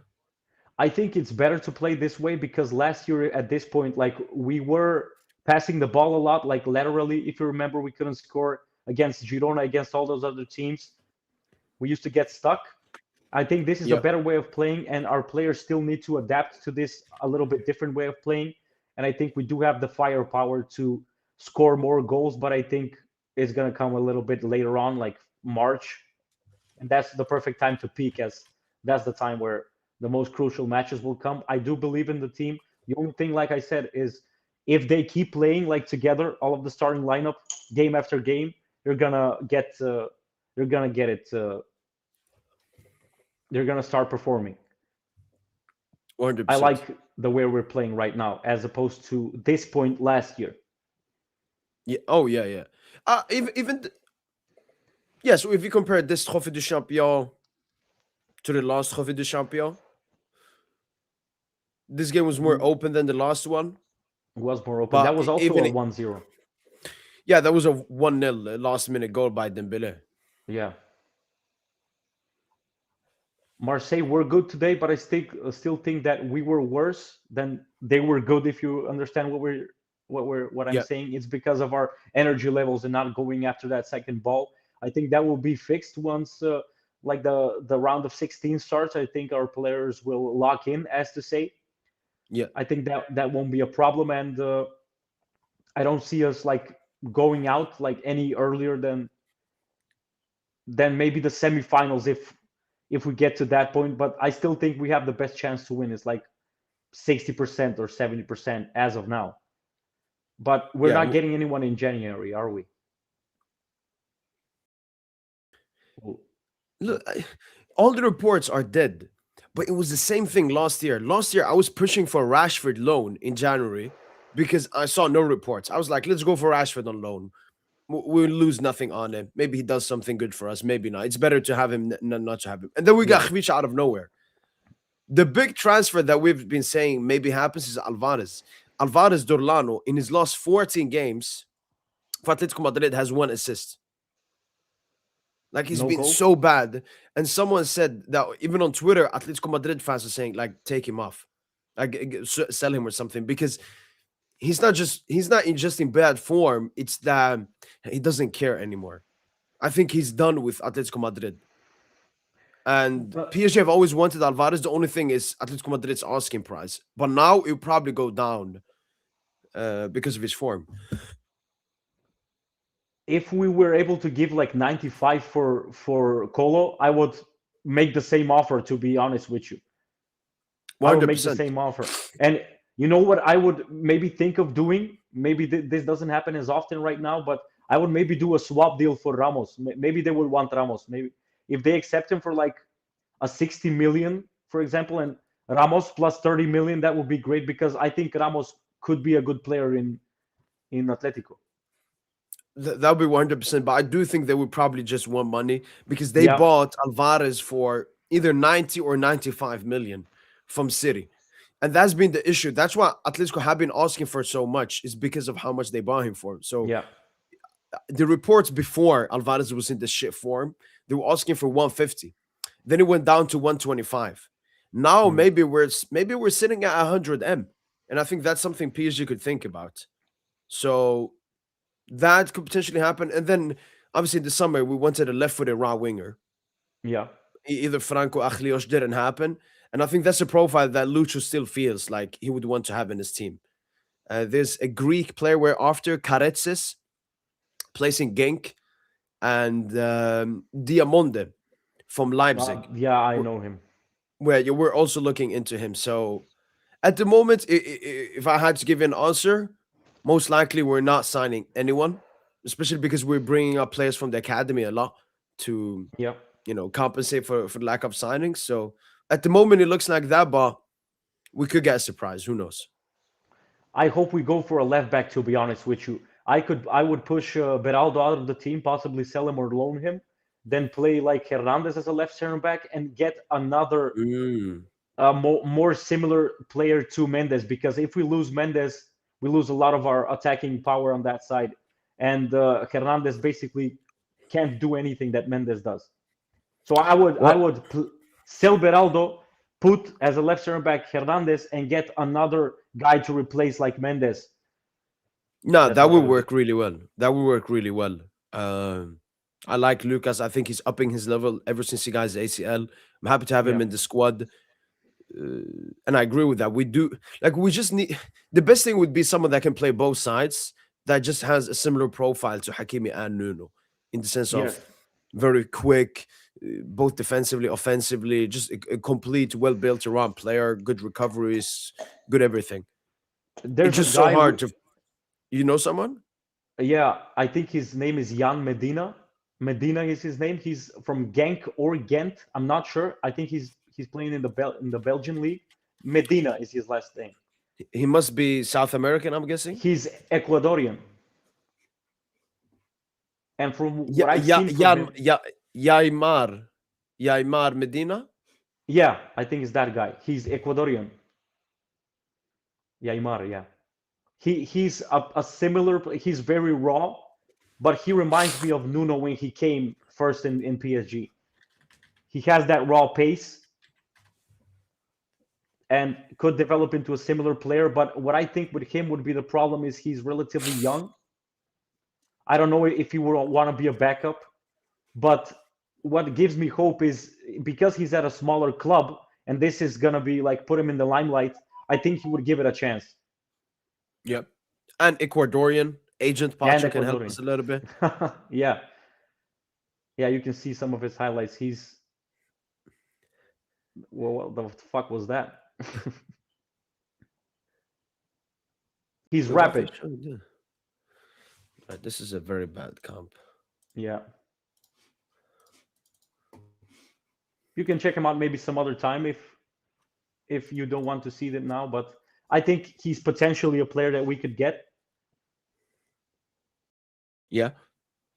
No, it's good because you rarely see those kinds of profiles, but And he just scored a free kick, as you see. yeah, he scored multiple free kicks here. He's insane. This guy's a left back. But he must be like Nuno, someone that used to be a winger and then was turned into a fullback, maybe. Could be because of that finishing. I think you learn that if you weren't playing up top. Let's see here. Jan Medina. Wait, it doesn't come up. Yaimar, was it Yaimar or something like that?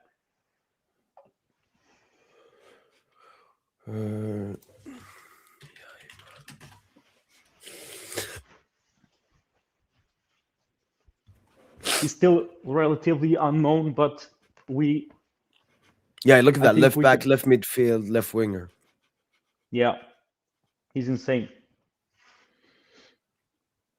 Same club that I mean, most Ecuadorians came from the same club, but that's the same club Pacho came through as well, Independiente. Yeah. All right. Yamal. Hashtag 19. All right, now we got this name. I would tell Campos about it, or Campos knows now about it because he watches it. Hope so. Could be a group profile. The only thing is, with Lucas Hernandez, it's mostly his wage, which is the biggest problem. Yeah. Like he has such a high wage where we want to give him as many minutes as possible because then it would be worth having him more. But I would definitely look into getting this Yaman Medina. And as you said, because of the stage he's at his career, maybe he's okay not getting the most minutes. The best thing could be if he can play both flanks. If he can also play on the right side. I think he could, from what I've seen. Yeah, he's left-footed, left. Well, I have to wait and see, man. But I'm gonna remember him. He's played all Europa League games as well, so he's a starter for them, getting more experience this season. Yeah, Could be that's where I saw him. interesting. That's where I saw him. You can maybe look up other comps when you have the time, and Well, who he did you could play? be. Sorry, Which game you watched him versus? I don't. Rangers, Ferencvaros, Betis, Braga, Basel, Midtjylland. May-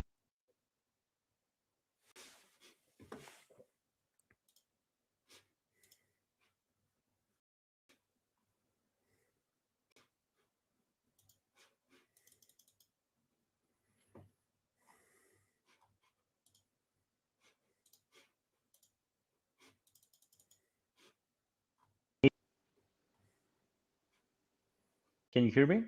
Yeah. Yeah, versus Braga. I think he scored in that game as well. Yeah, he did, yeah. And they won fourth. They won 4-3, I think, yeah. And he only Yeah, came so- on as a sub as well. Yeah, he reminds me a little bit of Nuno in his like running style, of his playing style. And I was like, maybe we could use this guy, to be honest. And when I saw he was Ecuadorian and quite young, I was like, this is our type of player. Yeah.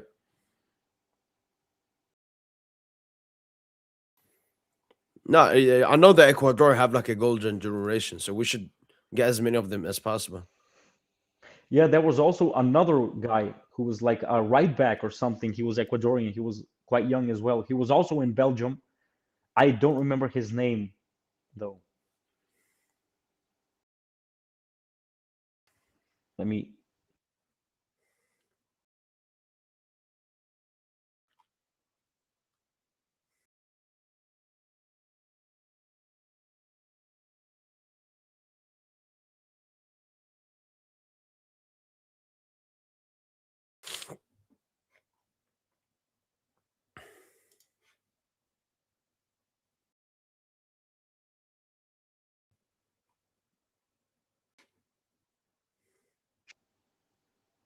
You've heard of that guy? What? Joel Ordonez. Have you Oh, heard of him? yeah. No, I remember But we he- were linked to him in the summer, actually. Maybe he's more of a center back than a right back, but he has played right back as well. Yeah. Now he's good. And then we've also been linked with Munoz, the Crystal Yeah, Palace Colombian Daniel right back Munoz. as well. What happened with those rumors? I haven't seen them. Completely died out. Not a single update ever since then. Yeah. But that's the thing, PSG, we operate differently. Like you don't get as many PSG reports as back in the day. And then out of nowhere, it's like, pop, oh, we've signed this player. Yeah. Did we sign Kvara last year on the deadline, or am I remembering it wrong? Incorrectly. No, probably like in the middle. Middle. Signs for PSG. I think like 15th, 17th of January. Could be. Yeah, it's Because announced in mid-January. like you said, I didn't really see that many posts about Kvara joining. Basically, he joined first, and then the reports came like Kvara is imminently close to joining, and then like a few hours ago Exactly. it was confirmed. I hope something like that happens again. But yeah. What's your dream signing? For me, it's Alvarez because it's massively realistic, and he would be amazing. The only thing that makes it unrealistic for me is because he signed basically like a year or two ago, something like that, Yeah. and he probably has a long contract, and I don't think that they would give up on him so easily. But if it is possible, that will also be my dream signing, because our attack currently is a struggling a little bit. But what I fear in that situation is maybe some of our attackers will get more selfish, possibly, because there will be just so much on the table, like so much competition. The competition is good, but it'll be a lot of competition. Like basically you have 3 strikers at that point. Like Alvarez would play like a false 9 or a winger. Yeah, so I know that he wants to play as a striker, but can also play off the left. But I think if we sign Alvarez, Due becomes a midfielder. I think that's the plan. Due as a midfielder, I think would be great, but when he tried him in the cup final, I mean, it's only just one game. Why hasn't he done it since then? Because he's injured? Yeah, mostly because of that. And we haven't had 4 attackers to play. Yeah. He was For injured. example, now Lucho can't do 4 attackers now because, I mean, he can, but I think he's waiting for maybe the right moment to start doing it more often. But that fixes like the entire competition, because then you got Alvarez competing with Dembuz, Mbaye and Dembele competing for the right wing spot. Left wing, Barcola Khvicha, Cam, Due Fabian, box to box, Warren Neves, and then Vitinha can compete with Warren and Fabian for the 6th spot. So like getting Alvarez and moving Due down fixes like everything. So you would take Ruiz out of the starting 11 and put Due in the place of Ruiz? No, just competition. It's like we have Warren now. We're thinking like when Hakimi comes back, what happens to Warren? And I think he's going to put really strong competition and rotation with Neves and Vitinha. So maybe we don't have like one strong 11, but we have, a strong 14 man. And then like 2-3 players, depending on form and so on, can be switched around. But I think Due, the key is, especially because we play more direct, because Lucho always plays a 4-3-3. It's more balanced, more controlled. Yeah. But he wants to play 4-2-3-1. That's what he did versus Spurs in the UEFA Super Cup. And that's more direct. Because I think that's the approach Lucho wants to take. And then you play Due as a midfielder and have 2 wingers and a striker in front of him. And I think that perfectly suits Alvarez. Because then you can get playmaking Dembuz off the wing.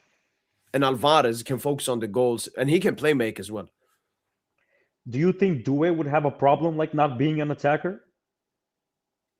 No, I think he would like it, because on the wing, you're always man-marked by a center-back and by a full-back, and he's always with you if you want to run and something. Due in the midfield is overpowered, because then just an easy body feint, because the middle is so big. On the flank, it's you and one guy, or like a tunnel. You have to cook him and then continue in the tunnel. In the middle, you can move around, and I think he wants that freedom role, basically as a 10. The only issue is you got to be really mature to play that role. And you have to understand it really well. And maybe now is could be maybe too late for the season, but who knows? Like Desiree Doué, he learns stuff so quickly. So Yeah, let's see if he tries out. he's still young, and like at this point last season, like everybody was cooking Doué Yeah. in the pot. I remember like January, but then he became one of my most important players and our most important player in the final. So yeah, anything can happen, like you say. And he's like 20, 19, 20. So yeah, he can mold into midfield, I think. Maybe he can try him out in some easier La Liga, French league games, like against maybe the bottom half teams to just see how it works out.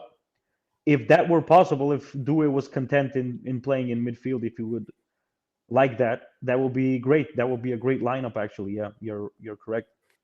So yeah, that's why I feel the plan is that's what they're gonna try. But we'll see. At the moment, I have no hopes over January. I'm happy with the team that we have, but we can always get better. Yeah, what I would say, like I said before, is I would be extremely happy if we got a replacement for Mendes, because he's been playing so much and he's very important to our team. Like basically, if he goes out, I think it has a huge impact on our whole attack, our defense. We can't push up as high because he has the pace to go back and stop counters and stuff like that.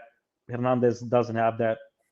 And yeah, basically, if he gets injured, we need to change up our whole game plan. And I think they should look into doing that, and also selling Beraldo.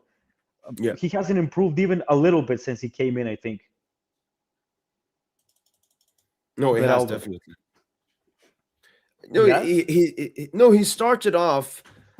No, I think he has improved, but just the improvement hasn't been good enough when you consider what, not big enough. 2 years now, more than 2 years. He's been that long? Yeah, because he came in January, two Januaries ago. Oh, you're right. So yeah, that's what I would do basically. And I wanted to ask you one more thing. You said that a competition on the right wing would be like Dembele or sorry. Mbaye. Yeah, no, I said Dembele and Mbaye, yeah. Yeah, but isn't like Mbaye also like a right-footed player? No, he is. Yeah, because earlier you said you wanted a left-footed right winger. No, that's less me. That's like what the reports are saying, and a profile that PSG wanted. And I still somewhat agree with that. Like that's still like we have too many right footers, like Barcola right footed, right footed, or like a lot of them are also 2-footed, but their strong foot is the right foot. But Mbaye usually plays his best football off the right. For example, with Senegal this season, when he's come on, he's playing off the right. So, and even his last game when he won the man of the match versus Metz, he played off the right for us. So I have to wait and see. I mean, he's 17 years of age, so we'll see what he fully evolves into. But when I said about the left-footed right winger, that's more of the profile I know that PSG are still like wanting to have in the squad. Yeah. And I would say Akliouche is like off of the table. No, Akliouche, PSG have always been interested in him. The only thing is the price tag. Monaco wanted 70 million in the summer. PSG would not like negotiate that at all. I think maximum 50, 55 million maybe. So it all depends if Monaco drop their price tag. But at the moment, we're actually looking at other players. So maybe we have put him to the side for the moment. And actually, an underrated for me dream signing would be Rodrigo Mora. But I know he wouldn't fit basically like in the team because, like you said, Doué could play more of a midfielder. And basically that's what Mora would do. But he's just such a fun player to watch, and I would like to watch him week in, week out. But yeah, I don't think. Yeah. No, for me, Mora, I just don't want to see us lose him. Because with the Portuguese thing we got going on, we got to add the final Infinity Stone. We need Rodrigo Mora. But as you said about him, he's a little bit positionless. Like he's not striker, he's not winger, he's like a magician. He has his like own position and so on. Like you build the team nearly around a player like Rodrigo Mora. But I would love to get him as well. And I think now January would be perfect because he might be really good for them in the World Cup maybe. And then his price goes up. And as soon as Premier League starts sniffing, you don't want to be there, man. Too much Yep. money then. But maybe Premier League teams would stay off of him because they're so physically oriented. They don't really respect players who are technically gifted and are like weak and short. So that gives me hope. Could be true. Could be true. But yeah, you know, I was so wrong about Cherki, man. I used to eat shit about Cherki all the time. But yeah, we could have used him at PSG. Nah, he would have been very good, especially during the period where we had like Dembouz and Due injured. He would have looked Cooked. really good during that period. Yeah. Yeah, But the reason why I didn't want him initially was I thought that I had still PTSD from our superstar era, and he to me felt like that type of a player. yeah, Just when I saw him playing, I was like, I don't want this shit again. You know, like I don't want the any drama. attitude. That's the only thing that like basically made me not want him at the club. But after seeing him do so good in Premier League, Yeah. maybe I was wrong. We'll see. We'll see. We'll see how he continues off. Yeah. Just join them. But in regards to Mora, it would be Yeah. insane if we get him, man. It would be. It would be. And I know that Lucho would get the best out of him as well. Yeah, and have there been any like official reports about us looking into him, or it's all been just like fans? No, talking? he's on the list, but no, we want Mora. But that we will go for Mora, nothing has been reported. Mm-hmm. Only interest at the moment. But if Porto, even now, they would ask for an insane price, I think. Now he has a release clause, thank God. Because we wanted How- him in the summer, but his release, I think it's 70 million. Oof, that's still high. I thought like 40 or something. It is. The thing I like is that if he cooks really, really a lot, his price will be like maximum there. It won't like go up or something. Yeah, that's correct. And I wanted to ask you one more thing. Yep. What did I want to ask you? It was in regards to the court thing, that Mbappe won against us like 60 million. What was it? Yep. Does that like factor in our transfer budget? Like, do they put those losses, for example, as a loss of the club, or it's counted as different? No, so PSG, for example, after a season, generates an amount of revenue. I think last season we had basically 1 billion. Mm-hmm. Then that revenue is then put into places. So that revenue is put into stadium work. That revenue is put into wages for players, staff members, everything. And that money is also used for transfers, but it's also used to pay, for example, for the squad. So yes, it's taken out of our full season. Yeah, like that's budget. what I wanted to know. Yeah, so it does have an effect on the transfer window. Yeah. Yeah, that's what I wanted to know. So, for example, is there any exact statement on how much money we can spend for example, this transfer window? Is there, or no? No, nothing. No clue, honestly. Yeah. I'm still waiting for the numbers to come out from last season or like this year as well, how much we generated, but that hasn't come out yet. Yeah, understand. Yeah. Okay, so I'm gonna need to leave. I've had a great time, Mo. Thank you so much for having me on the pod again. My pleasure, man. Thank you. And Welcome. yeah, if I can, I'm gonna tune in after our next Champions League game. Sporting, yeah. I think on the post. 20th or 21st. So Something very like soon. that. Something like that, yeah. Yeah, and now I remember your Twitter because when I first saw it, I was like, "Who's this?" Because it's a different name. But now I have it's a different name. I don't even know what my name is on Twitter. Maybe that could be your name, like your real name, maybe. Yeah, could be. Yeah, so your ad is called Dorlano. like not the name that popped up for me. So I didn't Yeah, know the review. it's most likely my name because I made the account with like Google because I didn't have Twitter before coming on the pod. I made it just for coming on the pod because I don't use it. But yeah, most probably Yeah. my real names. Okay, I'll change it. No problem.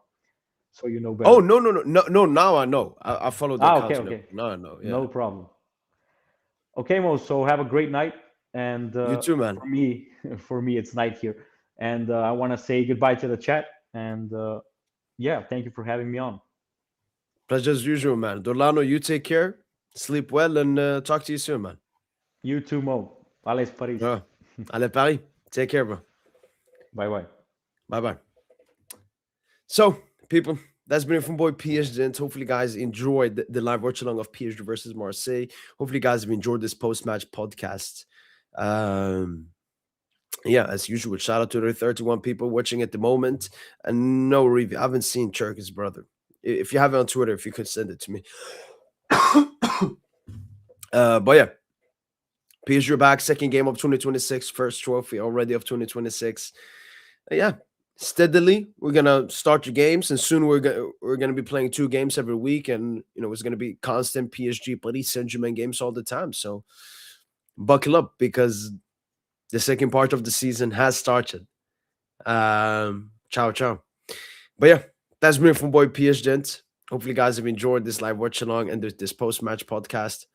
And as usual, allez, Paris. Allez, Paris.